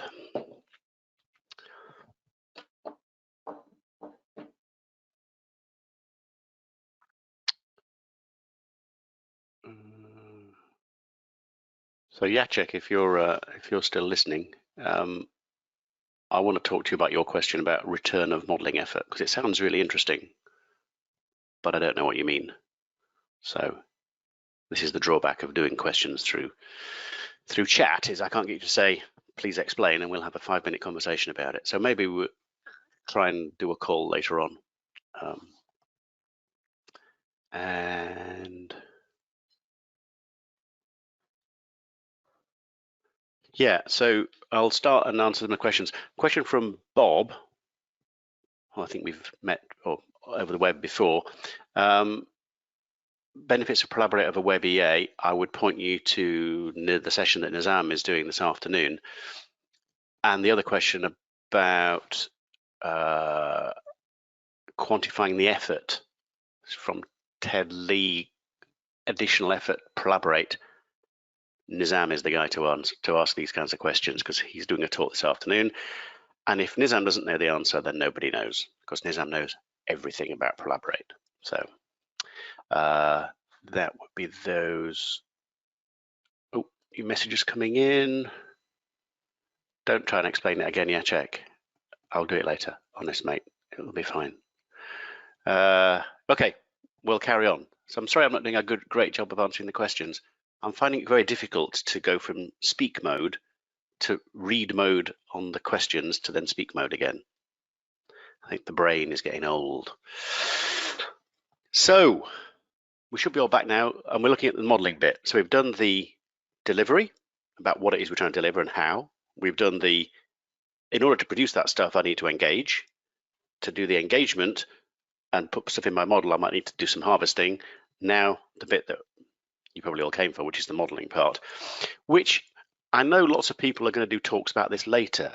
And I know Horst is doing a great talk immediately after me with all kinds of great stuff in it. So I'm going to be finishing my coffee while I listen to Horst doing his talk, because he told me about it last week and it sounds really interesting.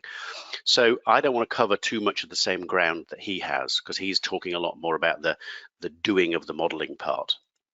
But I'm going to touch on a couple of aspects of doing your modeling, which I think are relevant to scaling up what we're doing. Okay, and this is what my guys are into at the moment. So yeah, you know about modeling, but do you know about scaling up modeling? And so I'm just going to share 2 or 3 ideas with you in this area without trying to cover absolutely everything. So there's 2 ways that your modeling can go from here. So you've produced, my guys had produced something reasonable, their first step, and they produced a bit of architecture, and then they went to another world. Yeah, so they had a bit of architecture up here, and then they did some more, and they did some more architecture. And then these crazy people came along and said, I want to do processors, I want to do risk management, and their models were evolving as well. So be aware which dimension you're going in, because as you'd imagine, carrying on doing more of the same is very different from doing radically different stuff. You're going to have to think about it in a very different way, because up here, you're building your experience in that modeling world. You know how to do architecture. You know the kinds of diagrams that seem to be working and what doesn't work. So you can pretty quickly start to evolve how you do your modeling and get it really well organized. Moving then into a whole new world, that's a new set of people with a new set of models and a new set of ideas. So you're going to have to kind of start again with some of this stuff. Sure, you've learned how to use EA and you've learned all the tools that go around the EA world, but you're going to have to write a lot more standards. So don't be surprised if moving into these new worlds is actually quite painful and you have to throw away some of the things you knew before. So that's just kind of a word of warning of just be aware that the top, more of the same, is obviously going to be easier than changing what you do. So what are the things that I'm going to need when I go into a new modeling style? So we're going to talk a bit later on about meta models. No magic about meta models, it's just what I'm allowed to put in my model. So in addition to, and I think I'm going to cover some of this later on. In fact, I do cover this later on, I've just realized. So I'll skip to the meta models bit, because I want to leave some time at the end to try and answer some of these questions properly. So meta model just says, what is it that I need to put into my model to deliver what I need to deliver? And also to engage with the people I need to engage with. So in theory, my model is only the stuff that the delivery requires. So the wrong answer is go and talk to your modeler and say, what should go in the model? Oh, pick me. I want to put this and I want to put that and I want to put this. And oh, we can model that and we can model the other. And I see this all the time, is people one day kind of get the vision thing of EA, which is great. It's a lovely moment when they go, but we could put everything into EA. And yeah, you could, but you shouldn't. Not yet. You should probably put in there what you need to deliver. So it's the, what do we call it? Minimum viable model. I'm liking that more and more. So let's think about what that feels like to take these deliverable things of spreadsheets or documents or charts or collaborate dashboards and figure out what should go into that meta model. So I could say I found this idea of requirement, and I know about requirements because I've found those in UML, because I know what UML language is. Actually, I don't think UML does contain a requirement. I think I'm wrong on that. EA does, but UML doesn't, but I could be wrong. But I can put it into a bucket and I can say, I know what requirements are. So I'm listening out to what my delivery says I need, and I'm matching it with my knowledge of the tools and the modeling languages. And I can kind of fit them in more or less, but I don't want to do any kind of crazy stuff to make it fit. So if I come across the idea of a process, I go, I know what a process is. There's a BPMN idea of a process. And if you, as an organization, want me to deliver something that isn't a BPMN process, and we've decided that BPMN is the language we shall use, I'm going to have to change your mind. Awkward. Or I may have to add extra bits and pieces into the BPMN idea of a process, but I probably won't. That would be kind of weird. And I found the idea of, I don't know, the priority of a thing. Well, that looks like the priority of a process, so I'll stick that into there. And I may, though, not get as lucky as that. I may find my delivery needs to be this funky looking table. So where does all that stuff go to? So here I'm going to have to do something a little bit cleverer. I'm going to have to do things like saying, well, I don't really want my requirement to be called REQ134 do stuff. I want it to have a name, do stuff, and I want it to have an alias, REQ134. So I'm going to have to parse that into two pieces. And remember that when I come to deliver, I'll put them back together again. So this is what we mean by kind of doing meta modeling. And I know, because I've done data modeling and things like this before, that I can't make the stakeholder Fred an attribute of that requirement. That would be weird, wouldn't it? That you wouldn't ever do that, because we know that stakeholder is a thing in the world. It deserves its own element with a connector between the requirement and the stakeholder. This isn't rocket science, is it? Well, it's not rocket science for this example. Your examples probably won't be as easy. So I come across a cost code. Well, what's that then? Is that a cost code of the stakeholder? Is that a cost code? It's probably a cost code of the stakeholder.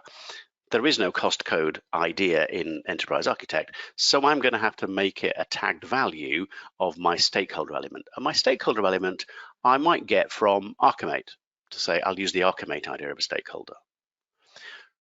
Yeah. So are you getting the idea now of taking the delivery, analyzing it, and then saying this is how I need to do my modeling, how I'm creating my meta model? I may get really unlucky and come across some kind of random diagram. I once came across a cracking one of these at a client many years ago, and they actually showed me a diagram. It looked much like this, with sort of triangles and blue bits and green bits. And they said it was a process model, as it turned out. And they said, Ian, can you tell us what's the difference between the blue squares and the orange squares? And I said, well, one of them's blue and one of them's orange. This is the kind of talent you pay good money for. I said, of course, I've got no idea what this diagram means. It's just a diagram with blobs and lines on it, written for them by some very expensive consultants. I can't help. So it's just now impossible to parse that and produce from it some idea of what I'm looking at. It may be just some random beautiful diagram that somebody's drawn with lovely clip art and stuff. And it just may be too hard to pull that in, to take it apart and make the triangles and the squares and the circles into different elements and then put the diagram back together again. Maybe just too hard. So the right answer for that might be I just stick it in a bucket and not throw it, well, I'll put a little bucket in there, but just say, I can't put this in my meta model just yet. I need it to be part of my delivery, because my delivery says this diagram is really important. Just keep it as a graphic somewhere. Maybe keep it as with a link to the source of the graphic so I can edit it, but let's not try and assume that absolutely everything in every deliverable can immediately be put into my model. I would go back and find the people who wrote the diagram and say, are any of the things in this diagram things we already know about, or is it a whole new world, or have you just invented your own notation? More likely. So I can use EA things like link documents and just keep it in there and just not try, because this is maybe what some of the questions have been thinking about this morning, is keep that modeling effort as small as possible. It may take me days or weeks to figure out how to deconstruct that diagram and put it all into EA and then put it back together again and then deliver it. Maybe easier to keep it as a graphic and just put it into the document. So I'm more for keeping things simple. And then finally, I may get an idea of, there's this term, this idea that I've never heard of, gadget, thing, something that just isn't part of BPMN. It's not an idea in Enterprise Architect. It's not in UML. It's not in it's just not anywhere. It's just something you invented. And we had lots of these. Remember in the previous example, that risk management framework I was talking about, they had a whole load of stuff in there that was clearly very, very well thought through and did the job and modeled what they wanted. Wasn't any part of any modeling language I'd ever seen. So we had to create our own stuff. So that stuff goes into the our modeling language. So you can, those of us who know about EA can guess where this is all going. It's going towards doing an MDG and something like that. So it's okay to extend the language, but, and there's the big but here, is we extended the language because between us we knew BPMN, UML, Archimate, and a few other languages, and said there is no risk management framework idea in any of those languages that looks like what we need it to be. So we invented it as a new thing from a position of knowledge. It's really easy to look at something and go, oh, I've never heard of one of them. I'll just put it into our modeling language.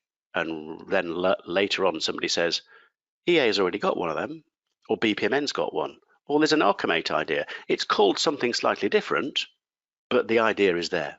So please understand what all these modeling languages are that have got these ideas in there, and only if it doesn't occur somewhere else, then add it to your modeling language.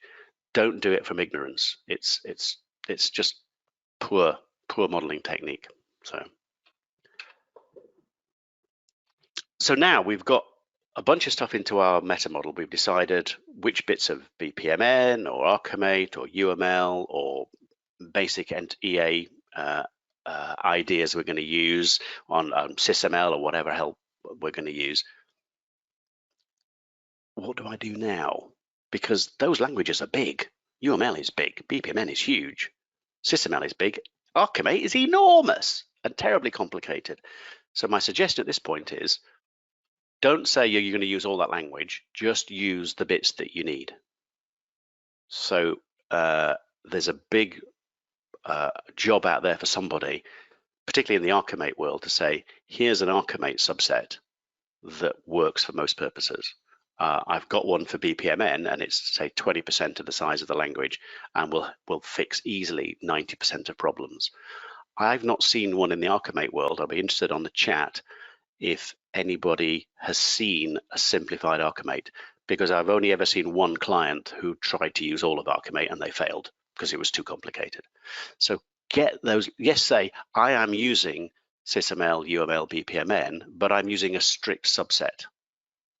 And I'm using, if I'm using the idea of a user story, it's a user story based out of the UML idea of a use case, and we'll know what it means. So that plus your own modeling language stuff, you're now saying, right, this is the rules and the regulations about modeling it. Okay. So avoid trying to put in extra stuff that you think might be useful, whether they're new element types or connections, because you're doing it with the purest of motives. You're doing it because you want to be nice to people and kind to your future colleagues and your current colleagues, but don't do it. Similarly, things like Archimate and BPMN have loads and loads of types of diagram that you probably don't need. They're still there. You're not deleting them. You're not saying this is forever, that I'm never going to use the, what's it called? It's a Phil Chudley teaches it sometimes, a BPMN kind of collaboration diagram. Never understood what it's for. Probably my fault, not yours. But if I ever do find a situation to use it in, I can always start using it again. I'd far rather have a modeling environment which is small and simple that I can extend using things the language has already described than start with everything and people don't understand what I'm trying to do. Modeling is about communication, and these languages are supersets, and nobody ever needs everything. So add it in later. Okay. So what should I expect to find in my meta model?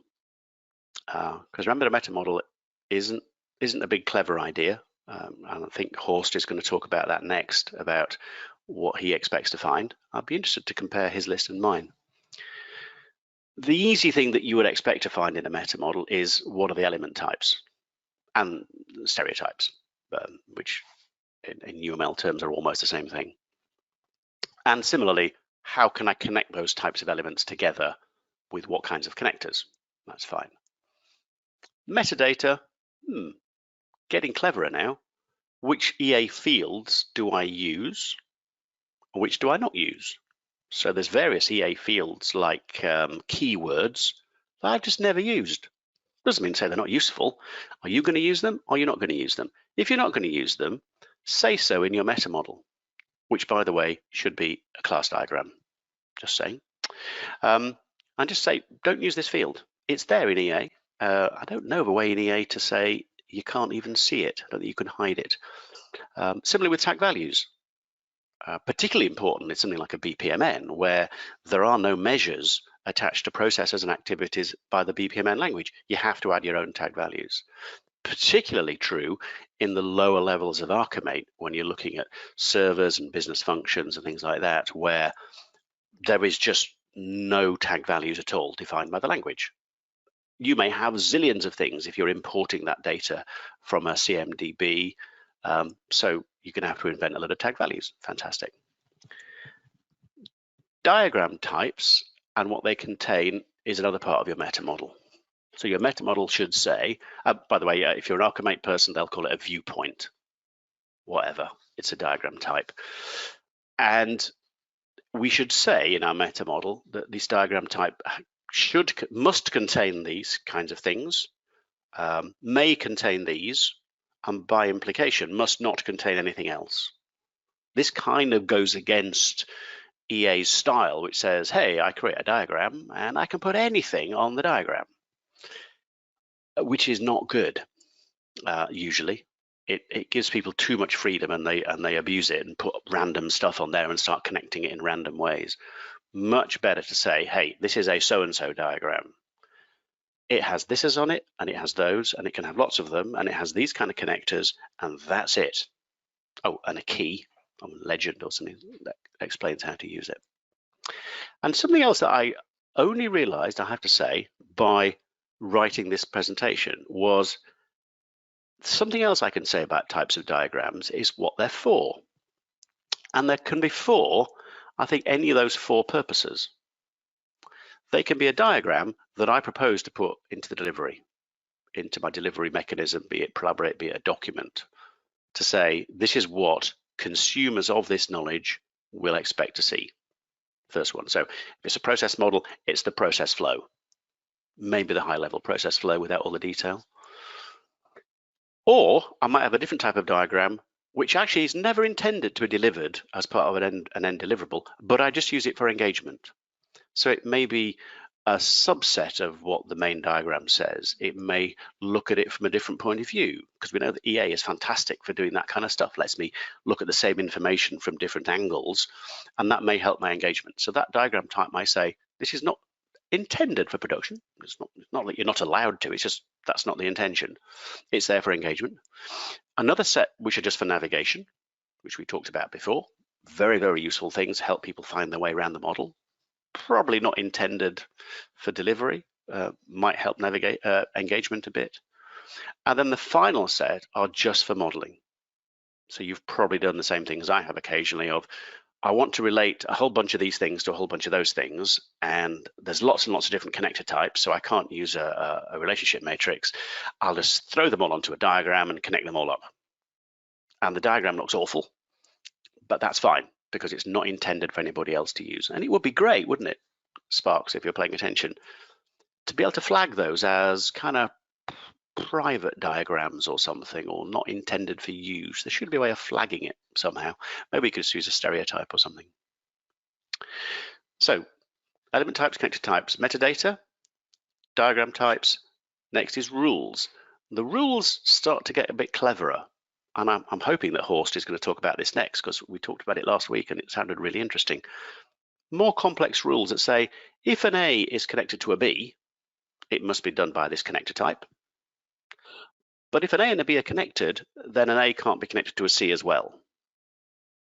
Now, you can't easily say that any other way other than by writing out a rule. Yes, you could use object constraint language, but frankly, I stopped being able to read OCL about 25 years ago. So there could be some more complex rules.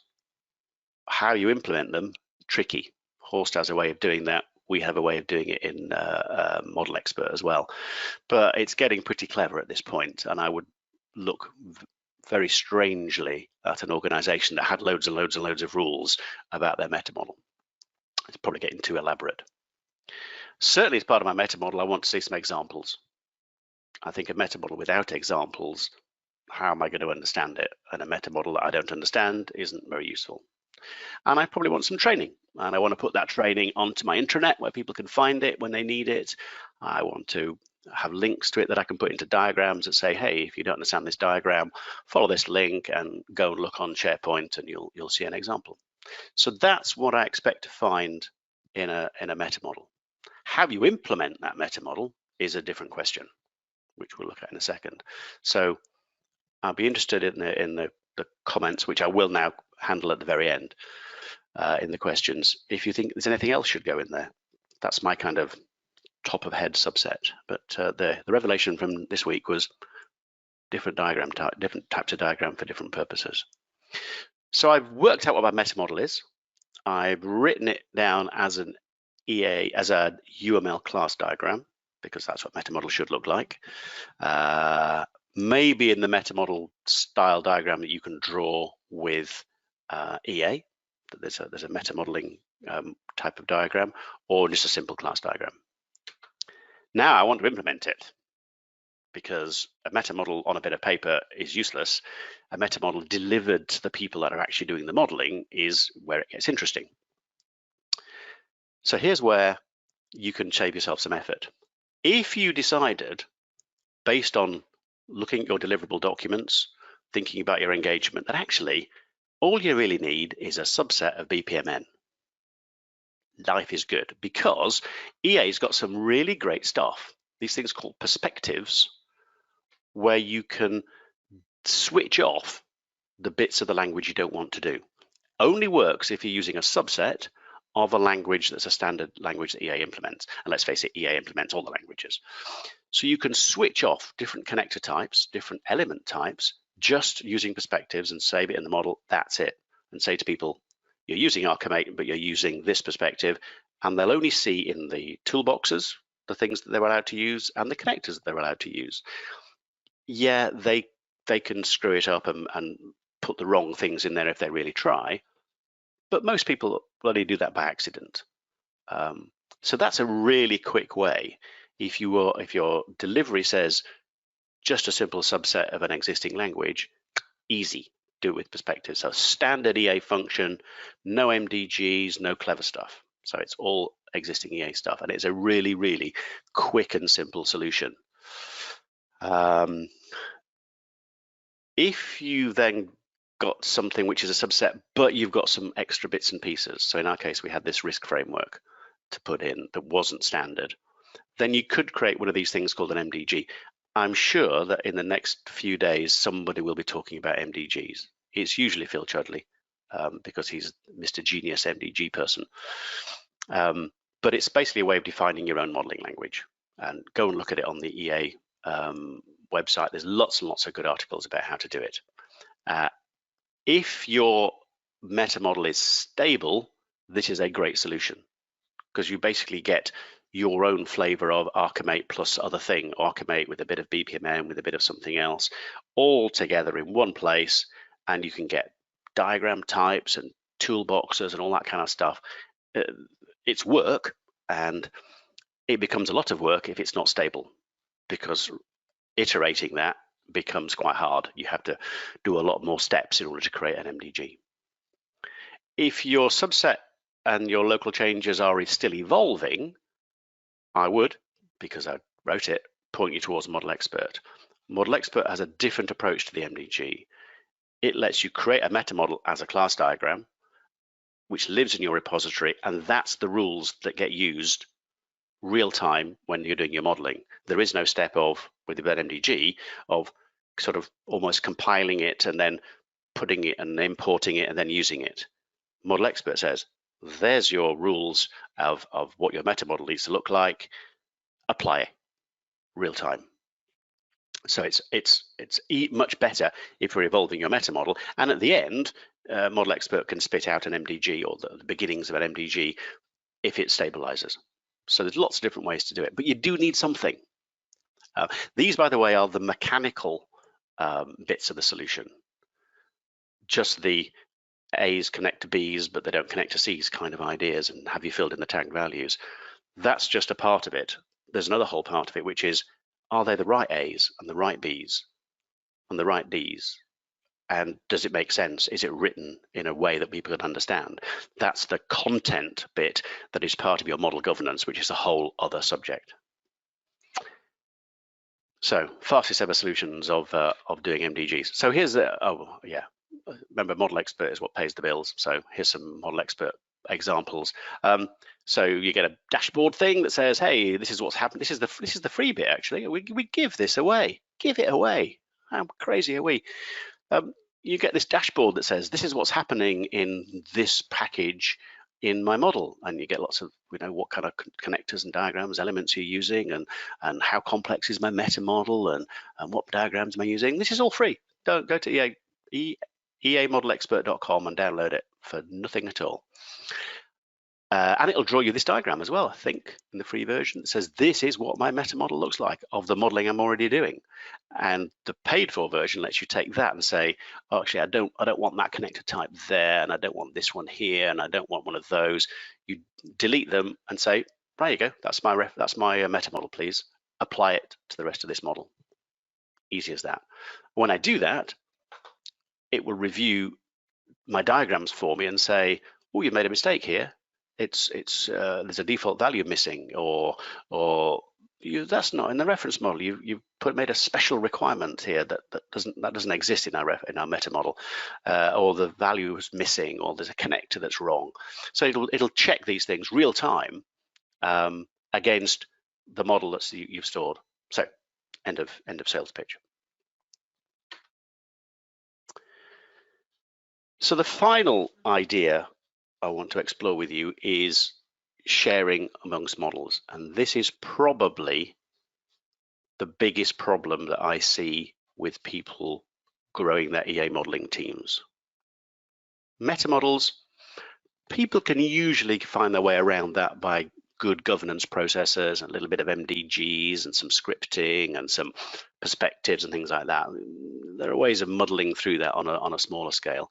This is the one that I think people run into the fastest, because it's one of those areas where you've got to change your behavior, and you have to do that in order to burn through and grow this model to the size that you need. And I'm going to explore really two possible solutions, really, and I'll mention some of the other ones. Because having multiple models is all very jolly, because that may be your default solution. I've got 4 different teams. I'll each give them their own repository, and that's fine. Seems okay. They're doing different kinds of modeling, maybe. Probably okay. But at some point, I probably want to pull those together in some kind of a shared world, such that those models can be seen by each other and can kind of can share knowledge and can link to each other. Because having them all as little separate worlds is probably not great. So there's lots of good reasons to have multiple models. It may be your team needs to be independent. They may be doing something very secret that nobody else can know about. They may be in a different physical location. that can't really access a shared model because their internet connection is too small. And it gives them a sense of kind of independence. We're doing our own thing. The downside of having many models, I think, is if you did keep multiple ones, you've got, how do I manage them all separately? How do I apply the same standards? How many can I actually scale this up to? And I'm doing a whole session tomorrow morning, again at 7 o'clock start, looking at solution architecture in particular, which is where I see this happening most severely, where there aren't 4 here, there are 40. So you can imagine if I want 40 different project teams making 40 sets of business changes, do I really want to have 40 repositories? I know Daniel Siegel from Liba, the Lemon Tree expert, will probably say, I can do that for you, and probably he can, but there are probably easier ways of doing it. So the choice here really is a binary one. You either have one and only one model, or you have more than one. There is no kind of halfway house. Okay, you may have a play area and a backup and a staging area, but I mean, one model that everybody uses. So I'm going to look at some of the possible solutions here to how we might do that. Because I think you're one or the other. You're not in sort of halfway house here. To me, there is a brick wall. You've either got right-hand side, multiple teams doing their work in the same physical repository, left-hand side, different physical repositories. And there's no kind of fuzzing, I don't think, in between. And I'm going to look at the, I like that little building the wall here. The 2 flavors of the solution. I'm going to cover some of this stuff tomorrow morning again. So I'm going to skip through this fairly quickly. And you could all come back at 7 o'clock UK time tomorrow and listen to me talking about solution architecture. I'm probably going to get into terrible trouble here because I'm going to say that some bits of Sparks maybe aren't brilliant, which obviously is heresy. But very quickly. So in the distributed world, let's just do it by, you have your repository, I have mine, and we'll send XMIs to each other. Madness. It works informally if you and I know exactly what we're doing. It absolutely does not scale. Even if you put a version control system like a SVN or a GitHub on top, just using raw XMI is crazy. Do not even think about doing it. Raz, Phil Chudley will talk about tomorrow, so I would entirely defer to him. I think it has a place in this kind of shared repository world. If all I'm doing is pulling down read-mostly information, and I really don't need to have that single version of the truth across all my projects, I think Raz has a place. I mean, we're using it in the project I've just been describing, so it is a good solution to a subset of the problem. Lemon Tree, I'm assuming that Horst will talk about Lemon Tree tomorrow. Sorry, later on today, and if not, why not? It's the full solution for a distributed team. It is a full-scale solution with all kinds of very clever stuff. I wouldn't even pretend to be able to describe all the things it can do. I've seen them make it do the most astonishing things. I think, we were talking about this with the Lemon Tree team last week, and one of the differentiators between it and the one I'm about to talk about is they understand this is the world as it is now. They can go back and figure out the world as it was 3 weeks ago, 3 years ago, because that's the level of detail of information that they keep. But each team has their own model, and there's a master which is very, very well protected from stupid changes. So lots and lots of controls. Go and look at a Lemon Tree video. They've got some tremendous stuff. So if you want to have lots and lots and lots of models, separate repositories, all kind of collaborating with each other, you're going to need something like Lemon Tree. So that's if you're a distributed team, Lemon Tree is the answer. Okay. If you're on the other side, then you've decided for whatever reason, I want to have a single repository, single version of the truth. EA baselines, this is not really what EA baselines is for, to control multiple versions of the same set of processors being changed by many projects. That's just not what it's for. Good for saving stuff, but it doesn't have a branching, I suppose it has a merging idea, but yeah, it's just not the right tool. We have also seen instances used occasionally for some solution architecture applications, but again, it's not a branch merge solution. And similarly, the time-aware modeling, which is what we all hoped that Sparks would implement to fix this problem, it's kind of a bit of a solution. It can't have things like parallel branches. You can't have two different bits of the organization branching the same idea. And so it doesn't seem to work. And I couldn't make it give me a single view of what's happening. So I don't think that's a real solution. Hence, we built this thing called Portfolio Manager, which is new this year. And its target market is tens or hundreds of projects where you couldn't have tens or hundreds of different repositories. It would just get unmanageable. And it uses a completely different approach from Lemon Tree. So it's model-based versioning, not code-based versioning. So it's a single version of the truth in one model at one time. But unlike Lemon Tree, it has no idea of what happened in the past. We, at the moment, don't keep that information. So it knows about the world now and multiple futures. So I'll be demonstrating Portfolio Manager tomorrow, so I won't do any more detail. Final message really is, if you've got that scaling up solution, that scaling up need of multiple different teams using the same EA model world, it's either Lemon Tree or Portfolio Manager. You could maybe make it work in other worlds, but it's just too hard. So pick one. Lemon Tree, if you need or want to have different repositories. Portfolio Manager, if you want to keep it all in one place. So they're just different use cases. Don't hear me say one is better or worse than the other. I think, and we had a long conversation with the Lemon Tree team last week, they're just different solutions for different problems. So you need to understand them both and go, my problem is a Lemon Tree one. So they're very, very strong, for example, in the SysML world where you're building safety critical software. So this is a reassuringly good solution if you're building safety critical software. Lemon Tree does that. If you're doing solution architecture, I'm going to argue that maybe Portfolio Manager is a lighter weight and robust solution to that problem. But you need to think about one or the other, because otherwise it's madness. That then is about all I have to say. I offer you these 4 ways of thinking about what you're modeling as a way to stop the problem from being, I've got a million things to think about, and gradually tease it apart into some separate areas of concern. So first, think about delivery. What am I delivering?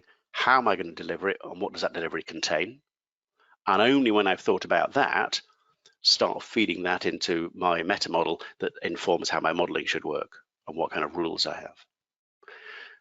Engagement as an idea of, I may need a whole other set of ideas and diagrams and mechanisms to engage with the people that are telling me what I need to do. So engagement there is, to me, is separated from the delivery. Maybe the same document in draft, maybe a completely different mechanism. So keep those apart. And harvesting, if the boxes had a size depending on their importance, harvesting would be a bit smaller, but it's still there. If you can pull useful information into EA and reuse it, then you're going to be fitting EA much better into the rest of your modeling, into the rest of your organization's knowledge world, because EA can't be an island that contains everything. The more it can pull in and the more it can feed out to other parts of the world, the more successful it's going to be. And if you're scaling up your modeling, then you need to think about meta models in more detail and how to apply them, MDGs or Model Expert. And you need to think about how to share that information across different modeling teams. So that in 4 boxes is 20 years of experience of doing EA stuff. So I don't know how well this is going to work. I will try to handle any more questions in the last sort of 10 or 20 minutes or so. So I've got a thing here that says new messages. From Roger Taylor, am I sharing the slides in this session? Yes, they will be available, and the video of everything will be available on the interwebs at some point. Takeshi coming back with some stuff. Quantifying the rule. Jacek's complicated question. Jacek always asks interesting but complicated questions. So I need to think about that some more.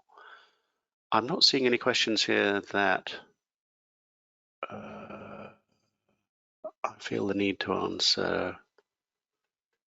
Oops, some more coming in. Takeshi says, can we use Prolaborate and Portfolio Manager at the same time in the same model? Yes.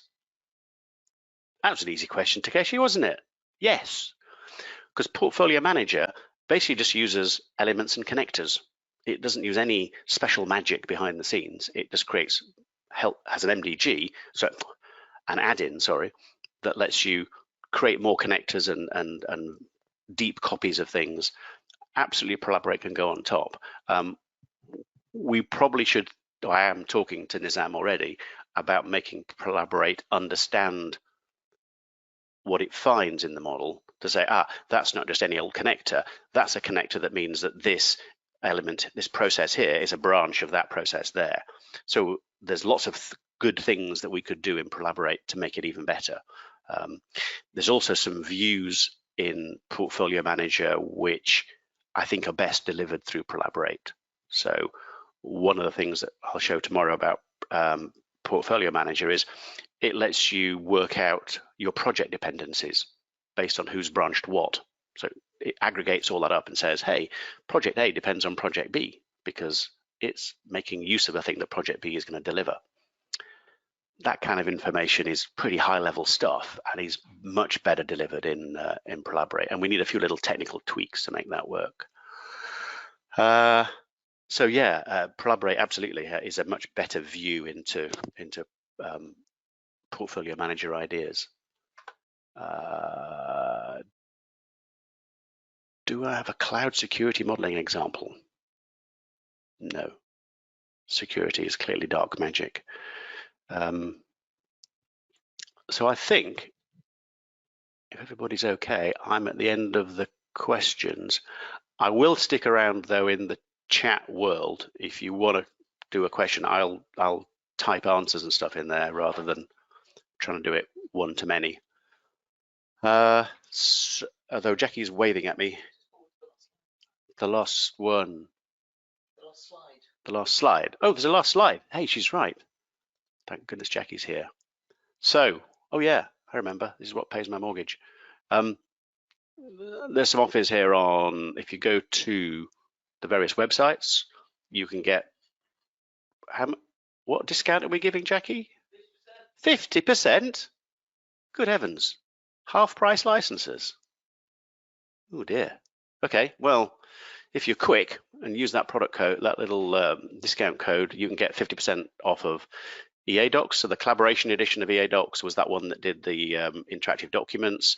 Professional edition is the basic one. Corporate edition is the one that has an Excel thing in it. Model Expert is the thing that was doing the funky dashboards and checking your diagrams and all that kind of stuff. So, and Portfolio Manager is available for a free download at the moment because we're still in the beta testing stage. Yeah, and so those are the URLs you can go to find those things. So I didn't talk about Sparks in the Cloud much. That's our hosting proposition for hosting these things. So I'll leave that on the screen because that's what I've been told to do. Oh, question from Lawrence. Portfolio Manager works on top of ProCloud Server? No, Portfolio Manager works on top of a desktop version of EA, not as part of ProCloud Server. So it's a desktop add-in, not a. So anybody who's working in that world will need to have a copy of Portfolio Manager. ProCloud Server can then show that information elsewhere. Yes, and of course, and it obviously works if you're hosting it in the cloud, as all of these EA Docs, Model Expert, Portfolio Manager all work in the cloud if you're doing a full cloud implementation, which you should be doing, by the way. If you're not, you should be. Yeah, I think I'm done. I don't know anymore. So I'd have to make things up. So I will close down the video part now and go into the chat. Over to you, Sparks India. Yeah, thank you, Tom. Sorry, thank you, Ian. So thanks, Ian, for the wonderful presentation, and thanks everyone for your time during the session. Hope it is very informative and give a deeper insights into the topic. Ian, thank you so much for your session. We have got a great attendance and everyone was very active during the session. So you always do that to keep all participants intact with you. So everyone, if you have any further questions regarding the session, please feel free to talk to Ian in the Teams link that have been posted in the chat window for all your reference. If anyone is having any question or any difficulties in connecting to Teams, please reach us at registrations@eaglobalsummit.com. Thanks once again, everyone, and looking forward to host you the next session very soon. Thank you, Ian. Thanks for the wonderful session.